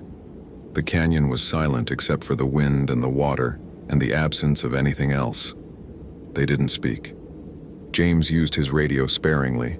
Brief contacts with dispatch, coordinates, requests for backup, all of it delivered in the clipped, professional tone of someone trying very hard not to let panic enter his voice. The hike back to the trailhead was a nightmare of slow progress through darkness, of jumping at every sound, of the constant awareness that they were moving through territory that belonged to something else now. The moonlight had abandoned them. James used his flashlight, and the beam created sharp shadows in the canyon that looked like movement, like wings, like the presence of a creature waiting in every shadow. They reached the trailhead at 05:30 hours, just as the first light was beginning to separate the eastern sky from the black. The moon had set. The sun had not yet risen. They were in the in-between, the threshold space where neither light source claimed dominion, and everything was the gray of approaching day. Harper was in shock, mobile but unresponsive, moving because James directed her to move, speaking only when directly addressed. Her equipment was still in the canyon, abandoned during the run. Her camp was still there. Her 3-day permit was now moot. James filed the incident report with dispatch as Harper sat in the ranger station, wrapped in a blanket that provided no comfort. His description of what they'd encountered was brief and non-specific. Large predatory bird, behavior uncharacteristic of known species.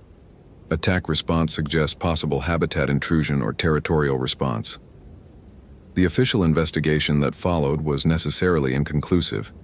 A park ranger and a registered backcountry permit holder had reported hearing an unusual large bird in Water Canyon. The bird had behaved aggressively, but had not caused physical injury to either party. Park Service researchers examined the canyon for evidence, feathers, scat, territorial markers, and found nothing consistent with any known species. The incident was logged, filed, and forgotten by administration. Wildlife experts speculated about the possibility of an exceptionally large eagle, perhaps a golden eagle with unusual aggression, though the size estimates James had provided exceeded any documented eagle dimensions by significant margins. The case was closed, pending any additional reports. Harper Cole left the park that afternoon, driving back toward Fairbanks. She would not return to the Guadalupes, and her wildlife photography business would subsequently transition toward indoor studio work. The bat migration research she'd intended to conduct was abandoned entirely. James remained at the ranger station.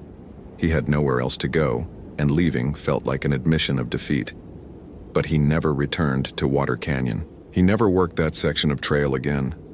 When other rangers covered those routes, James found administrative tasks that kept him at the station. At night, particularly on clear nights when the moon was bright and full, James would sometimes hear the sound of wings passing overhead.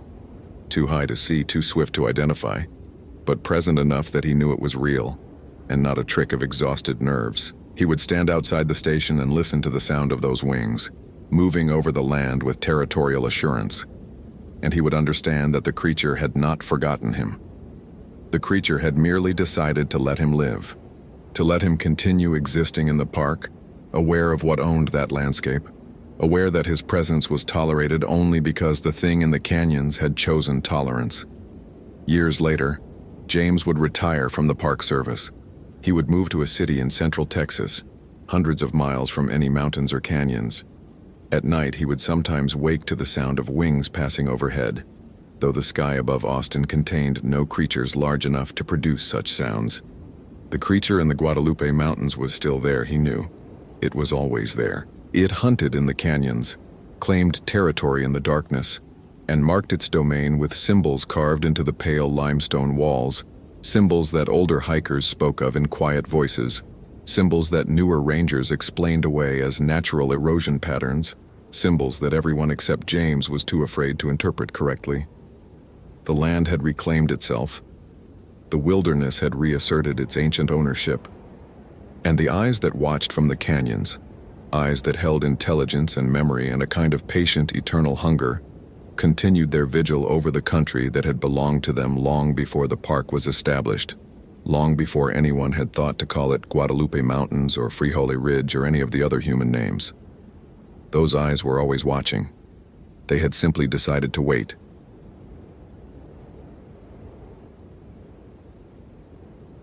Location: Congaree National Park, South Carolina. Date: March 31st, 2008. On the Congaree River had been rising for 4 days straight, and Marcus Webb knew the floodwater patterns well enough to understand what that meant. Heavy rains in the North Carolina mountains, the entire Congaree Basin becoming a vast, temporary lake, the park's boardwalk trails closing one by one as the water climbed the support posts. By late March, the park transitioned into what the rangers called the difficult season. Not winter, not fully spring, but a suspended moment where the wilderness reasserted dominance over human infrastructure and visitor convenience became secondary to ranger competence. Marcus had been with the National Park Service for 7 years, and he'd spent the last 3 of those managing Congaree's southeastern sector, a sprawling expanse of bottomland forest that transformed radically depending on the season and water level. In summer, it was a photographer's dream. Towering bald cypress trees draped in Spanish moss, clear waterways that allowed kayaking and canoeing, the distinctive calls of pileated woodpeckers echoing through the canopy. In spring flood season, it became something else entirely.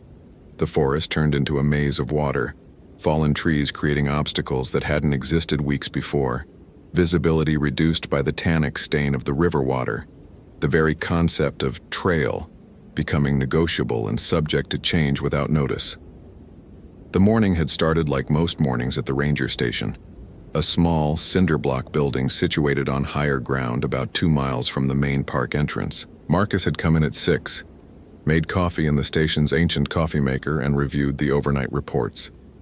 2 minor flooding incidents on the boardwalk loop, 1 fallen tree blocking access to the northern overlook trail, 1 call from a visitor who had gotten disoriented in the heavy fog and needed guidance back to the parking area. Nothing unusual for a spring flood event. The fog had been the first unusual element. It was thicker than normal, clingier, carrying a smell with it that made something in Marcus's hindbrain register as wrong. The Congaree in spring smelled like rich earth, decomposing vegetation, the mineral tang of floodwater. That smell was there, certainly, but underneath it was something else, something ancient and organic and vaguely like decay. The kind of smell that suggested things that had been underwater for a very long time, things that should have stayed buried, were now being disturbed and rising. By 8 in the morning, Marcus was out doing his first patrol. He'd taken the park's aging motorboat, the Cypress Runner, which was designed specifically for navigating the flooded forest. The boat was perhaps 20 feet long, with a shallow draft and a quiet electric motor that didn't disturb the wildlife. The river was swollen and moving with unusual force, the current pushing debris downstream. Entire trees, sections of wooden fencing from destroyed camps, what looked like someone's garden shed broken into pieces and distributed across the water's surface. He was checking the northern boundary when he received the radio call. Unit 3 dispatch. We have a missing person report. Solo female, Isabella Martinez, age 31, registered for a permit to do the boardwalk trail loop early this morning.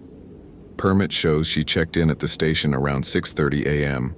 Vehicle still in the lot. No one has seen her since. Park ranger stationed at the trailhead, Park Ranger Janet Corliss, last saw her heading onto the trail approximately 6:45 a.m. Ranger Corliss reported that she advised the visitor against hiking alone in the current conditions due to flooding and reduced visibility. Visitor elected to proceed anyway. Marcus keyed the radio. Dispatch, copy on missing person. I'm approximately 4 miles north of the trailhead. ETA to location 20 minutes. What do we know about the missing person? The response came back promptly. Isabella Martinez, female, age 31, Hispanic descent, dark hair, dark eyes, approximately 5'6", wearing a blue rain jacket and tan hiking pants, carrying a hydration backpack with water and a light lunch. Experienced hiker, her permit shows she's been hiking in the southeast for approximately 8 years. This is her third visit to Congaree in the past 2 years. She's familiar with the park. That last detail made Marcus's concern escalate slightly. Familiar hikers who knew the trails well rarely went missing unless something had actively gone wrong. They weren't the ones who got disoriented and wandered off trail. They knew the map, knew the boardwalk system, knew where they were at all times. Marcus turned the Cypress Runner around and accelerated toward the trailhead, keeping the electric motor as quiet as possible while still making decent speed. The fog was getting thicker, curling across the water's surface in patterns that seemed almost intentional, like something was directing it, pushing it in specific configurations. He reached the trailhead 20 minutes later. The boardwalk entrance was visible from the water, and the parking area was perhaps 50 feet distant. Marcus secured the boat and made his way to the ranger station where Ranger Janet Corliss was waiting. Janet had been with the park for 4 years, a competent and cautious ranger who took visitor safety seriously. If she had expressed concern about a solo hiker in the current conditions, that concern carried weight. She was adamant about going, Janet said immediately before Marcus could even ask. I told her the trail conditions were suboptimal. The water level is high, visibility is severely compromised, and I recommended she either wait for the water level to drop or pair up with another hiker. She said she'd been planning this hike for months, that she knew the trail, that she'd be fine. I filled out the permit, made note of her solo status, and logged her departure at 6:45. She was wearing bright colors and carrying a whistle, everything by the book. How long before she was reported missing? About 40 minutes after she left, a group of 4 hikers came back saying they hadn't seen her anywhere on the trail. They'd been about 10 minutes behind her and figured they should have caught up given the reduced pace from the flood conditions. They didn't see anyone. No, Isabella. They mentioned it to me. I tried the radio to contact her, got no response. Called it in immediately. Marcus nodded, processing. The timeline was tight but not impossible. 40 minutes for something to go wrong, another 10 or 15 for the other hikers to realize she was missing and report it. The window between when Isabella had departed and when someone realized she was gone was roughly 1 hour. He looked at the trail entrance. The boardwalk was partially submerged, the first 50 yards visible, but the trail itself largely underwater. The water was brown, opaque, moving with a slow current that suggested the river was still rising. Visibility extended perhaps 30 feet before the fog completely obscured everything. I need to check the trail, Marcus said. Let me get my gear from the boat. 15 minutes later, he was moving along the boardwalk, one hand trailing on the wooden rail to keep his orientation in the fog. The water was cold, early spring temperature, carrying the chill of northern mountain snowmelt. His waterproof boots were keeping his feet dry, but his calves were soaked from mid-thigh down where the water was splashing over the boardwalk surface. The boardwalk trail was a flat, 1.5-mile circuit that had been built specifically to provide access to the bottomland forest without disturbing the ecosystem. It was designed for elderly visitors and families with children. No elevation gain, no technical difficulty, just a pleasant walk through the forest, except when the river flooded, at which point it became something else. The boardwalk was supposed to be elevated enough to stay above normal high water, but these weren't normal circumstances. The water was halfway up the wooden railings in places. Marcus moved slowly, listening. The forest was unusually quiet. There were always sounds in the congaree: birds, insects, the rustle of wildlife moving through the understory. Now there was just the sound of water lapping against wood, the occasional creak of the boardwalk settling under flood stress, and the soft sound of fog moving. About halfway along the trail, Marcus found Isabella's shoe. It was sitting on top of the boardwalk railing, placed there deliberately, not dropped or washed there by the current. The shoe was a tan hiking boot, relatively new, the laces tied neatly. It was one shoe, paired with nothing else, positioned as if someone had carefully removed it and placed it in a location where it would definitely be found. Marcus photographed the shoe with his camera before touching it. The boot was wet but not waterlogged. It hadn't been exposed to the floodwater for long. Hours at most. He checked the size. Women's size 7. The boot had a manufacturer's tag still inside. Isabella Martinez, 32808, written in permanent marker. The woman had labeled her own gear. He keyed the radio. Dispatch Unit 3. I've located personal evidence on the trail. One hiking boot. Confirmed to match the missing person's footwear. Location approximately 0.75 miles from the trailhead on the main boardwalk loop. I'm continuing the search, but this is now a higher priority SR situation. The response came back. Unit 3, copy on evidence. SR team is standing by. Continue search and advise. Vehicle is secure at trailhead. We're checking with local hospitals in case she was injured and walked out via alternate route. Marcus acknowledged and continued along the boardwalk. The fog was getting thicker, if such a thing was possible. His flashlight beams seemed to penetrate only about 10 feet now. The air had taken on a weight to it, a density that made breathing slightly difficult. He was listening so intently for any sound that might indicate human presence that he almost missed the voice calling from somewhere in the fog. Marcus. It was a woman's voice, not coming from ahead on the trail, not from behind, coming from the water itself, or perhaps from the forest beside the boardwalk. A woman's voice calling his name, with a quality to it that made Marcus's chest tighten involuntarily. He stopped walking. He knew that voice. He knew it absolutely, with a recognition that bypassed the logical part of his brain and went straight to the emotional core. It was his mother's voice. His mother, who had died of cancer 6 years ago, whose voice he couldn't quite remember with perfect clarity anymore, but which was absolutely unmistakably present here in this fog. Marcus, sweetheart, I'm so cold. Can you help me? Marcus turned toward the sound. The voice was coming from the flooded forest, from the area to the right of the boardwalk where the cypress trees rose from the dark water. It was his mother's voice, older, the way she had sounded at the end, when the disease had worn her down to a whisper. But it was definitely hers. Mom? He said. He didn't recognize himself speaking the word. I'm here, baby. I'm here in the cold water. I've been here for so long. Can you come find me? Can you come help me get out of the cold? Marcus was moving before his conscious mind could stop him. He stepped off the boardwalk into the water. The cold was immediate and shocking, driving the air from his lungs in a gasp. The water was deeper than it looked from the boardwalk, past his knees, climbing toward his thighs. The bottom was soft, yielding, as if it was made of decomposed vegetation, rather than firm earth. Keep talking, Marcus said. I'm coming. I'm so tired, Marcus. I've been here in the dark so long. The water is so cold. I need you to help me. I need you to remember what I taught you about the water, about the deep places.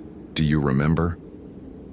Marcus was moving deeper, pushing through the water, following the sound of his mother's voice.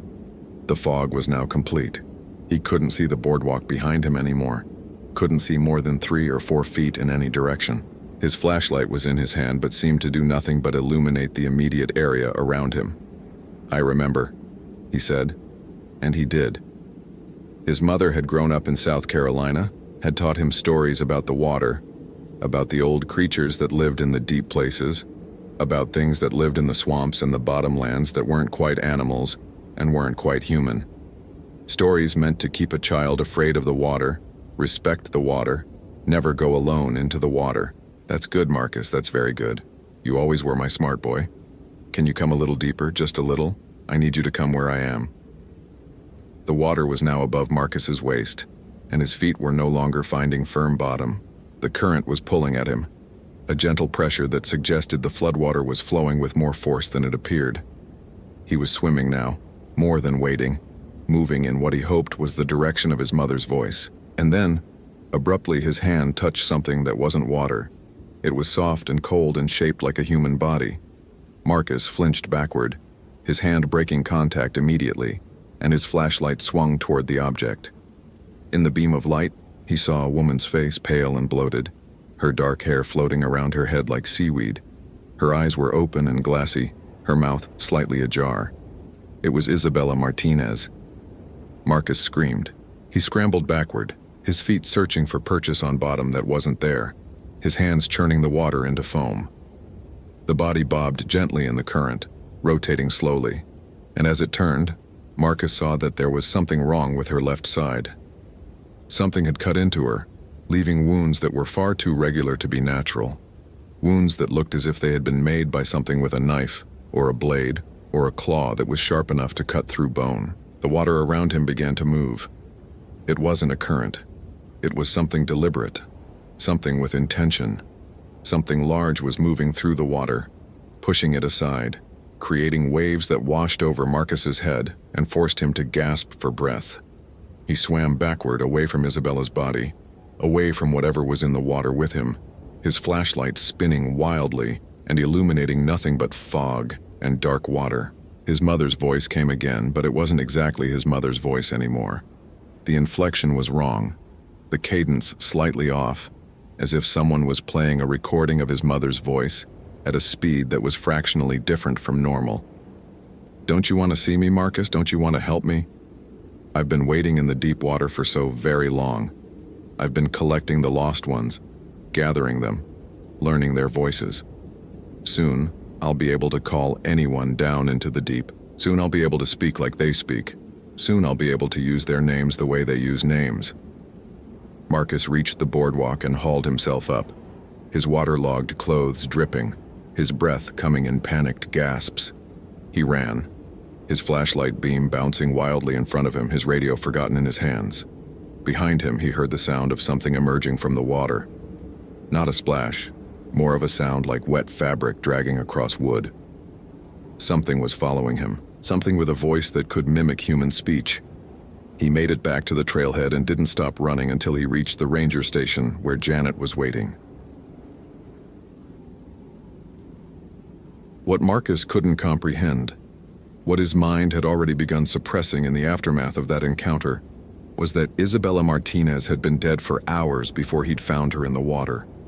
The body had been positioned deliberately, placed in the exact spot where he would find it, where his panic would cause him to splash and flail and make noise that would attract attention. Because while Marcus had been waiting in the flooded forest trying to answer his mother's voice, Isabella had been somewhere else entirely. She had been sitting at the bottom of the old well, a structure that had existed since before the park was established, a relic of a homestead that had been reclaimed by the forest 100 years ago. The well was perhaps 20 feet deep, lined with stones that were slippery with algae and moss, and it had filled completely with floodwater. Isabella sat at the bottom, her lungs burning, her vision exploding with colors as her body tried desperately to continue breathing in the absence of air. She had been following a voice. A woman's voice that called her name, that promised her something, that lured her deeper and deeper into the flooded forest until she was so disoriented that she couldn't find the way back. And then the forest had opened up, and there was a well, and the voice had come from inside it. And Isabella had been so confused and so exhausted and so desperate to understand what was happening that she had climbed into the well without thinking. The climb down had been slippery and difficult. The climb back up had proven impossible. By the time Isabella realized her mistake, her feet had slipped on the algae, and she had plunged into the water below, and the cold and the panic and the absolute darkness of that place had taken over. She tried to scream, but screaming underwater just fills your lungs with water. She tried to climb, but the walls were too slippery and her hands had no purchase. She tried to touch bottom and push upward, but there was no bottom, just water extending down and down and down beyond any depth that made sense given the size of the well. And in the darkness, something moved. It was very old. It had been living in the water for longer than human beings had been living in South Carolina. It had learned the ways of predation through centuries of practice, had refined its techniques, had discovered that mimicry was more effective than force, that a human would follow the voice of someone they loved more willingly than they would follow any logical instruction to flee. It had once been hunted as a woman. The Cherokee called it Spearfinger. The name was literal. The creature had one finger, the index finger on its right hand, that had calcified and sharpened into something like stone, like obsidian, into a blade that could cut through flesh and bone with ease. It had used that finger for 5 centuries to mark its victims, to leave wounds that couldn't be explained by any animal attack, to feed on the lonely and the lost, and the people who ventured into the water places without the proper fear. It had learned human voices by eating the people who had them. It had learned Marcus's mother's voice because Marcus's mother had drowned in a flooded river in 1983, and the creature had been there at the bottom of that river, waiting, hungry, patient. It had absorbed her voice through the act of consuming her, had stored it in whatever passed for memory in a thing so ancient and so hungry. It had learned Isabella's voice over the past hour, as Isabella had slowly drowned. And when Marcus came to the well, drawn by promises in his mother's voice, drawn by the power of grief and love and the desperate human need to save someone we think we've lost, the creature would have a new voice to add to its collection. It would learn to call other names. It would wait in other parks and other wild places where the water was deep and the people were isolated. It would call the names of the dead to the living, and the living would come, drawn by love and the terrible human hope that maybe, just maybe, the people we've lost might still be out there somewhere, waiting to be found. The search operation for Isabella Martinez was suspended after 3 weeks. The official cause of death, when her body was recovered by divers 2 days after the discovery, was listed as accidental drowning in flood conditions. The ranger report noted that she had ventured off the marked boardwalk trail into dangerous terrain, had become disoriented, and had fallen into deep water.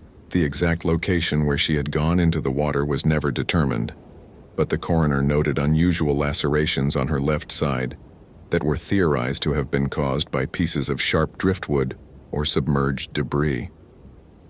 Marcus Summers took a leave of absence from the National Park Service.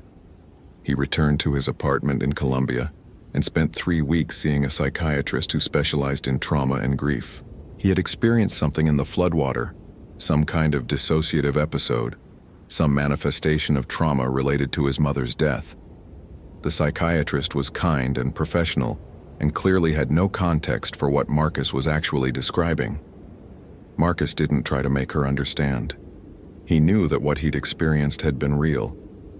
He knew that the voice he'd heard was not a manifestation of his own mind. He knew that something in the congaree had called him by his name using his dead mother's voice. He also knew that that something was still there.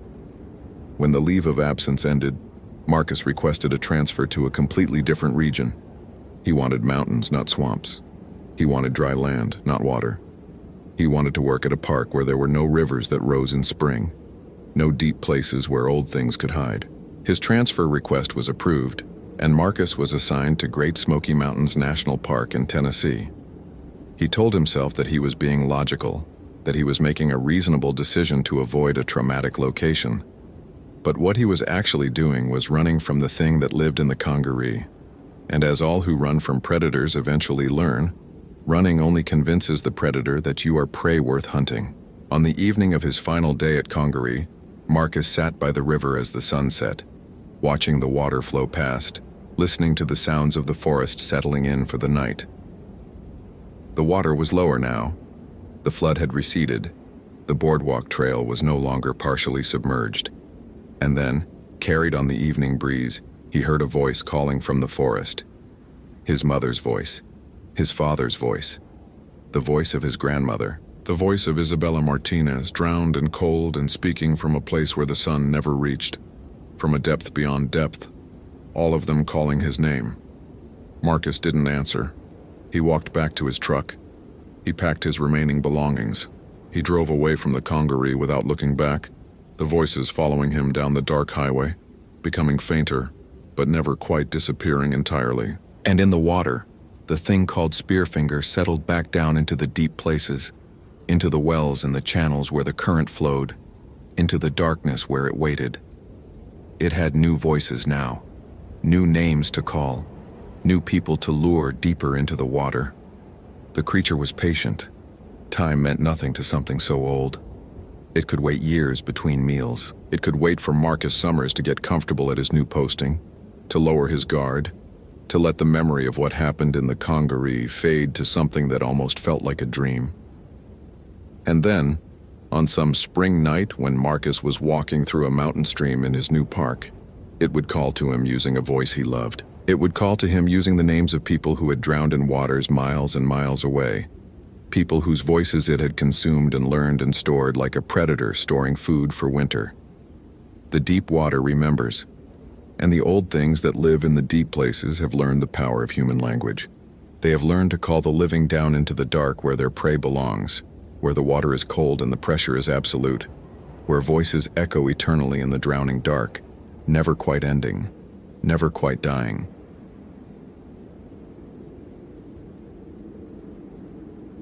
Location: Gates of the Arctic National Park, Alaska.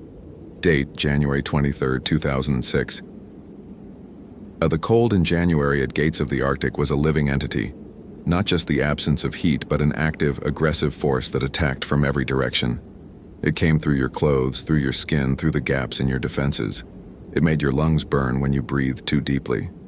It turned sweat into ice crystals before they could even form properly. Andrew Mercer had been the primary ranger at the Wiseman Station for 3 years, long enough to understand that January wasn't really part of winter. It was something harsher, something that existed at the boundary between regular seasonal cold and actual survival horror. The sun rose at 10:47 a.m. and set at 3:42 p.m., giving Andrew roughly 4 hours of actual daylight to work with. The rest was twilight, a gray, perpetual dusk that made it impossible to accurately judge time or distance. Everything looked the same. Everything was white or gray or the absolute black of shadow. The landscape itself became almost abstract in this light. Mountains that might be miles away or 100 meters distant. Snow that might be 1 meter deep or 30 meters deep. Ice that might be solid or treacherous. Andrew's morning routine in January was compressed into the brief window of daylight.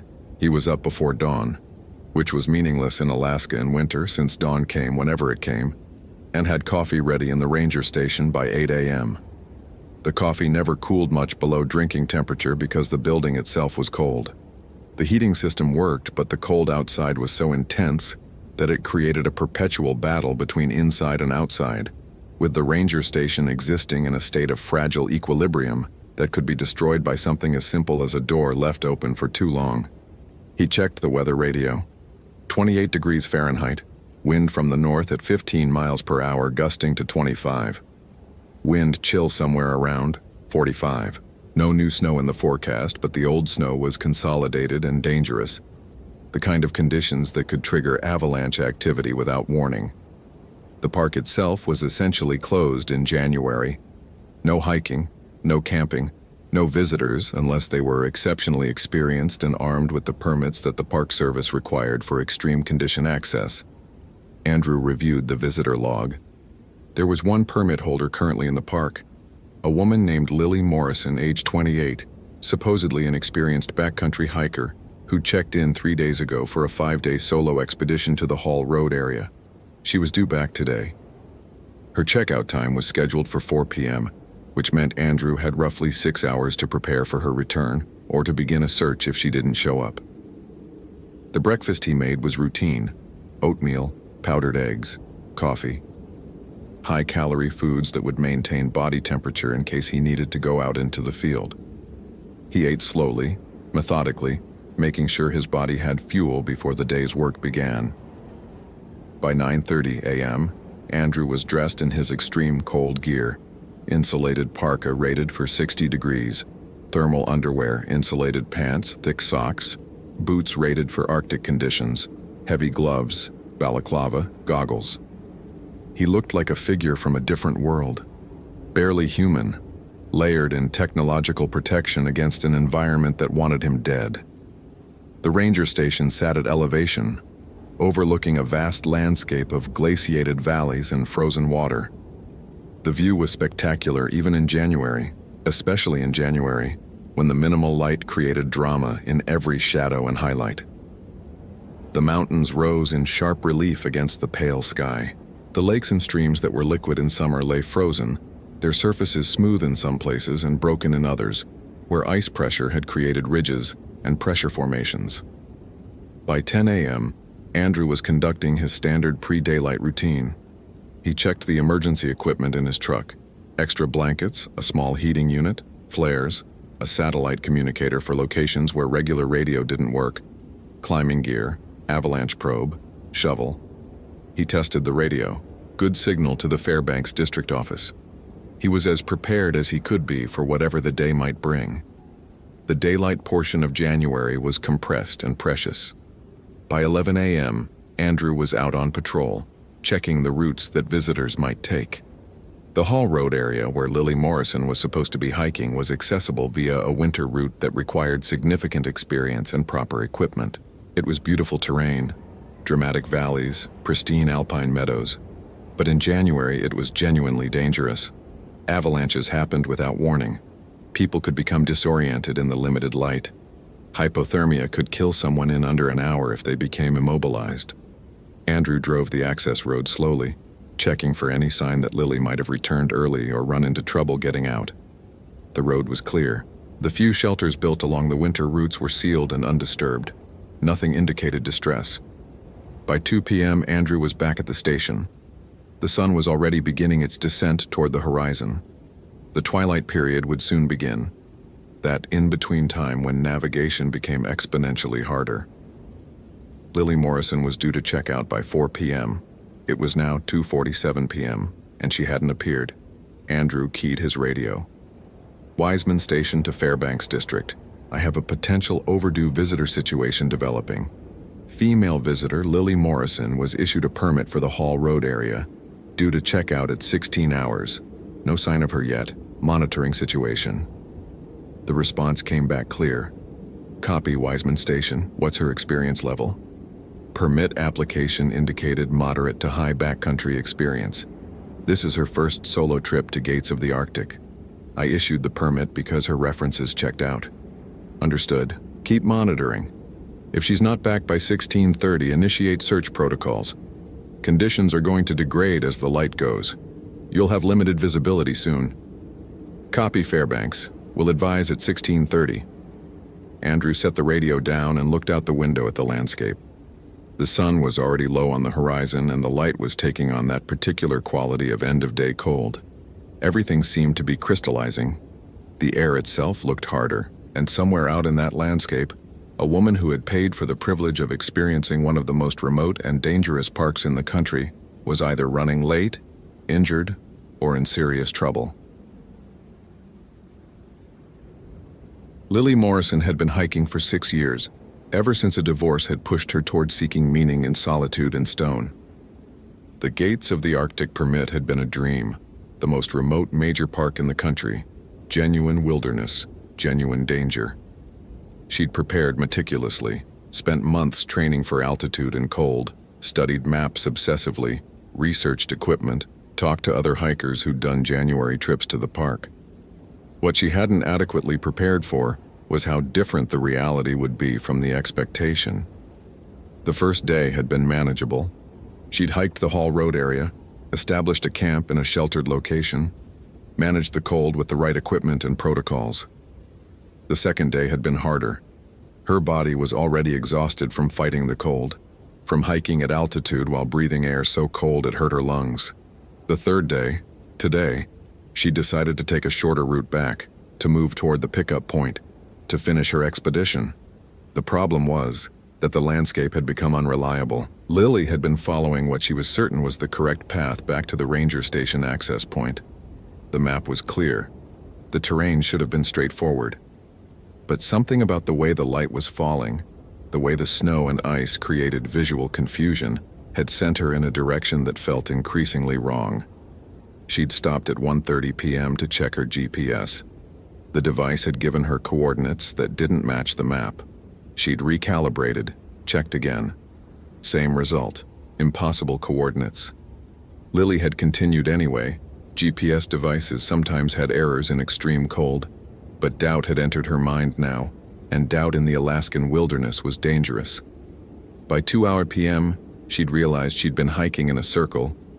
She could see her own previous footprints in the snow, places she'd walked earlier, landmarks she'd already passed. Lily wasn't lost exactly, but she was experiencing that particular form of disorientation that extreme cold could create, where your mind wasn't functioning quite right, where your sense of direction became unreliable, where the landscape seemed to rearrange itself when you weren't looking directly at it.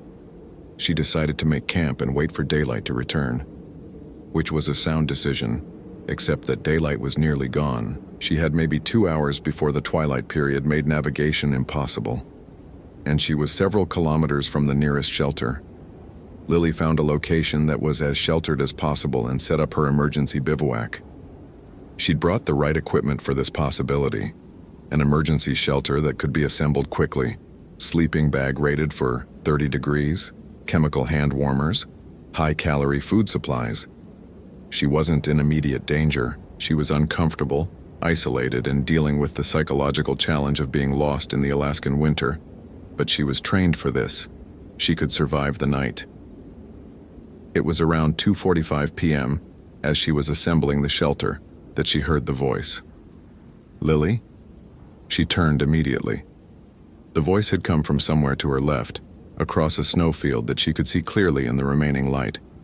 There was no one there, just snow, ice, and the darker shadows of rock outcropping in the distance. "Hello," Lily called back. Her voice sounded small in the vast landscape, inadequate somehow. "Lily, it's Andrew, the ranger. I came to find you." Lily's first reaction was relief, then confusion, then something closer to unease. She'd only met Andrew Mercer once, at the ranger station when she'd picked up her permit, and he'd said nothing about looking for her, nothing about coming out to the Hall Road area. Also, he wouldn't be calling from across an empty snowfield. That didn't make sense. "Where are you?" Lily called back. "Over here, by the rocks. You need to come this way." The voice seemed to be coming from different places now, first from the left, then from the right, then from somewhere ahead. Lily's unease ratcheted up into something closer to alarm. She knew the dangers of the Alaskan wilderness.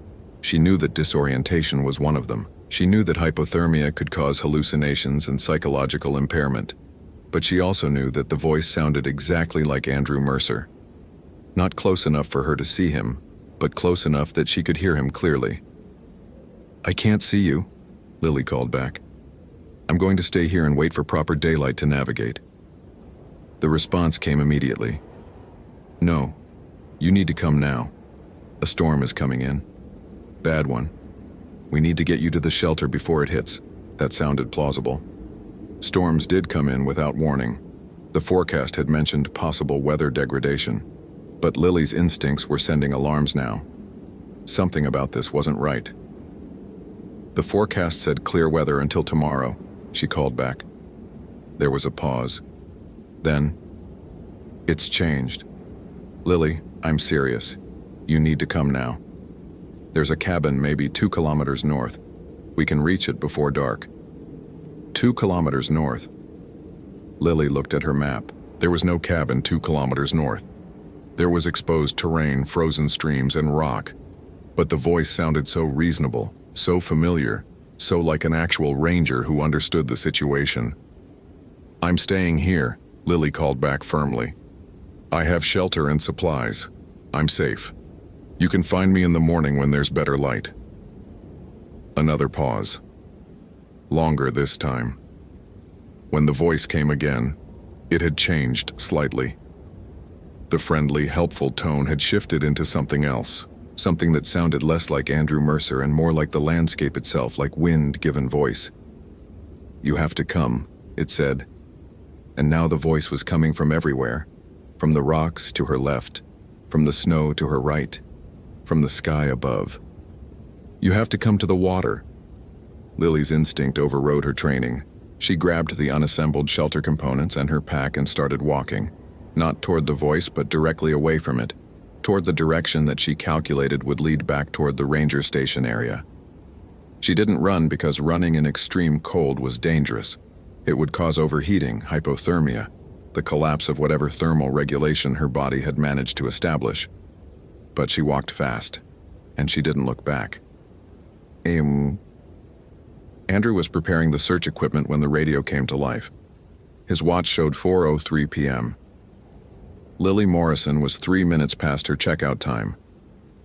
"Wiseman Station, we have a situation," he said into the radio. "Visitor hasn't returned. Initiating search." "Copy, Wiseman. Be advised, Weather Service is predicting possible system movement into your area within the next 6 to 8 hours. Conditions are going to degrade. Do you want to wait for daylight or initiate tonight?" Andrew looked out at the landscape. The light was already nearly gone. The sun had dropped below the horizon, and the twilight period had begun. The landscape was transforming from distinct geography into vague shapes and shadows. Searching in this light would be difficult and potentially dangerous. But a night in January at gates of the Arctic with inadequate shelter could easily become fatal. "Initiating now," Andrew said. "I'll follow her proposed route and see if I can locate her before full darkness. If I don't find her by 17, I'll establish a search grid and resume at first light."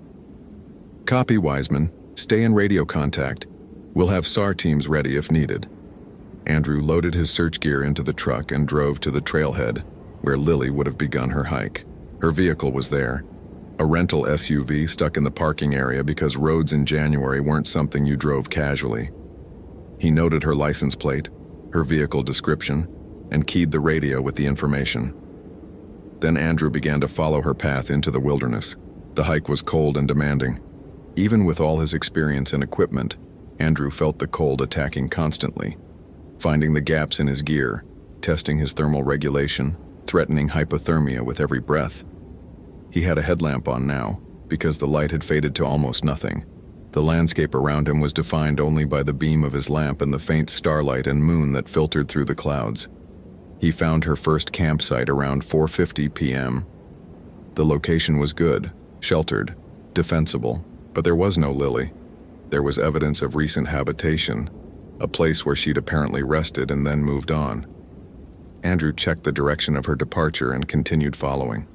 The search had gone on for maybe 30 minutes when he heard it. A voice, calling his name. "Andrew! Andrew, I'm over here, I found shelter." Andrew stopped walking. The voice had come from somewhere ahead of him, maybe 200 meters away. It sounded like a woman's voice. It sounded like someone in distress. But something about it created an immediate moment of pause in Andrew's decision-making process. Something about it wasn't quite right. "Where are you?" he called back. "I'm coming. Keep talking." "By the water. There's a frozen lake just north of here. I found a shelter." Andrew's training sent up immediate warnings. There were no major lakes in that direction according to his map. There were frozen streams but not lakes, and Lily would know that from studying the maps the same way Andrew had. "Identify yourself," Andrew called back, even though that seemed absurd. "What's your ranger station name?" There was a pause. Then, "Andrew, don't be stupid. It's Lily. I'm cold. I need help." That could be true. Hypothermia could make people confused, disoriented, unable to remember basic information. but Andrew's gut was screaming something else. He keyed his radio. Fairbanks. I have a voice contact in the search area, female voice claiming to be the missing visitor. But something's off about the contact. Continuing approach with caution. Copy, Wiseman. Advise of any developments. Andrew moved forward carefully now. The light from his headlamp caught snow and ice and rock. He was heading roughly north toward where the voice seemed to be emanating. And as he got closer, other details began to register. The temperature had dropped even further. His thermometer on his parka was reading 32 degrees now. That was extreme even for gates of the Arctic in January. And there was a smell. Andrew's nose, protected by his balaclava, could still detect something. An organic smell that didn't belong in this frozen landscape. A smell like water, like algae, like something alive in an environment where nothing should be alive. Andrew, the voice again, much closer now. Andrew, I'm here, at the edge of the lake. Andrew crested a small rise and saw the water. It was impossible, but it was there. A frozen lake approximately 100 meters across, its surface solid white with ice and frost. And in the middle of the frozen surface, a hole, a perfectly circular opening in the ice, perhaps 5 meters in diameter, with dark water visible in its depths. And standing at the edge of that hole was a figure. For a moment, Andrew's mind processed it as Lily Morrison. The figure was roughly the right size, roughly the right shape. It wore hiking clothes similar to what Lily would be wearing. But as Andrew's headlamp caught it more clearly, details began to register that didn't match. The proportions were slightly off. The way the figure moved was slightly wrong, too fluid, too smooth, like it was operating according to physical laws that weren't quite standard. And the face, when the figure turned to look at Andrew, was not Lily Morrison's face. It was Lily Morrison's face imposed over something else, like a photograph copied onto material that was slightly translucent. Andrew could see Lily's features, her dark hair, her pale skin, her specific facial geometry. But underneath it was something different. Something that didn't have a human bone structure. Something that had eyes that were too large and positioned slightly wrong. Something that moved in ways that suggested entirely different musculature.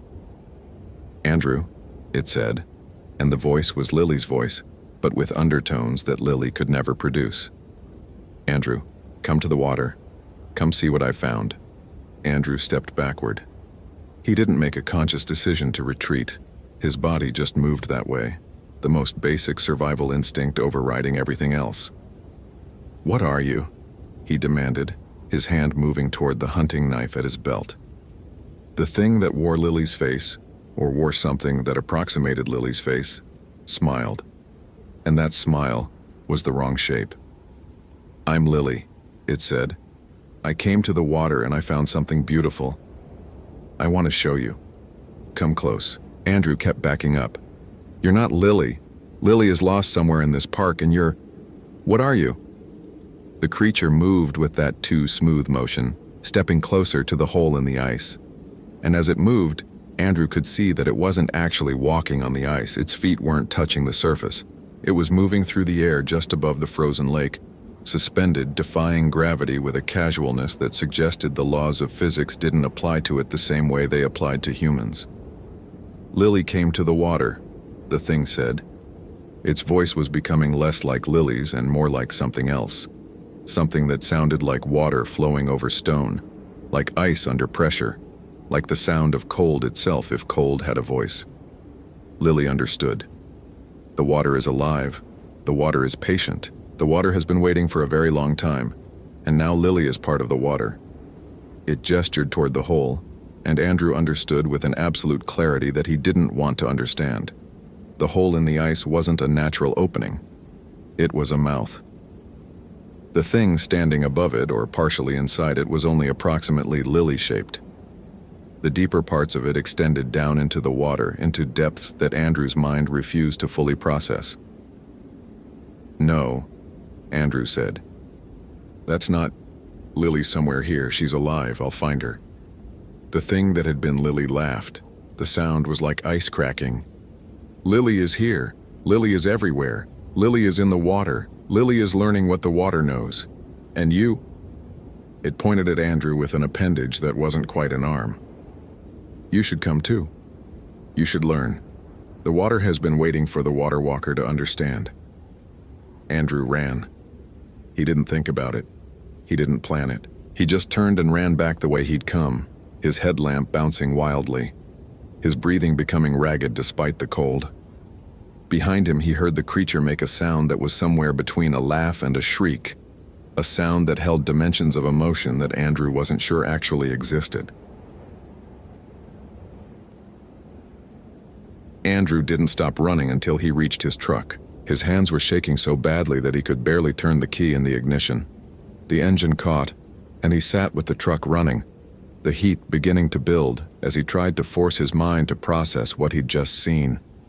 The Tlingit people had stories. Andrew had read them once in an old Park Service document about indigenous knowledge and park management. Stories about creatures in the water, kushtaka, ottermen, things that lived in the water and could take human form, things that lured people to the water, things that were ancient and patient and territorial. Andrew had dismissed it as folklore. The Park Service was big on incorporating indigenous knowledge, but most of that was practical. Seasonal patterns, wildlife behavior, sustainable harvesting. The supernatural elements were just stories, culture, tradition, local color. Now Andrew was beginning to think that maybe the indigenous peoples had been describing something real, something that had adapted to the presence of humans, something that had learned to mimic voices, to create the appearance of rescue, to lure hikers to the water where it could claim them. Andrew keyed the radio with shaking hands. Fairbanks, this is Wiseman Station. I am abandoning the search. Missing hiker location is not safe for ground personnel. Requesting coordination with search and rescue for morning operations. Copy, Wiseman. What's your status? You sound distressed. I'm fine, Andrew lied. But the location where the visitor's last signal was coming from presented hazards I couldn't safely navigate in the dark. Recommending SAR take the lead with daylight operations. Understood, Wiseman. We're mobilizing SAR now. They can be there by early morning. Sit tight, and Andrew, you sure you're okay? I'm fine, Andrew said again. Just cold. He drove back to the ranger station and sat in the truck for a long time before going inside. When he finally did, he poured himself 3 fingers of whiskey, which he normally never did while on duty, and sat in the dark, staring out at the landscape. Lily Morrison was never found. The SAR team searched extensively when they arrived. They found nothing. No body, no equipment, no sign of distress. The official report classified her as missing and presumed deceased, with the cause of death undetermined. Andrew requested a transfer out of Gates of the Arctic. The request was denied. Budget constraints, staffing shortages, essential personnel. He remained at Wiseman Station, but Andrew never hiked into the Hall Road area again, and he made certain that all visitor permits included explicit warnings about the dangers of the frozen lakes, about the risk of ice failure, about the hazards of traveling near water in January. Most of the warnings were standard. They appeared on all permits, but Andrew added some of his own. He required all solo hikers to file detailed daily check-ins. He implemented maximum stay limits that didn't allow people to camp near major water sources. Sometimes, on the darkest nights in January, Andrew's radio crackles with a voice that sounds like Lily Morrison. It asks for help. It says it found shelter. It calls his name with something that sounds almost like longing. And Andrew sits in the ranger station, listening, his hand on the radio key, but he never responds. The water at Gates of the Arctic is frozen most of the year.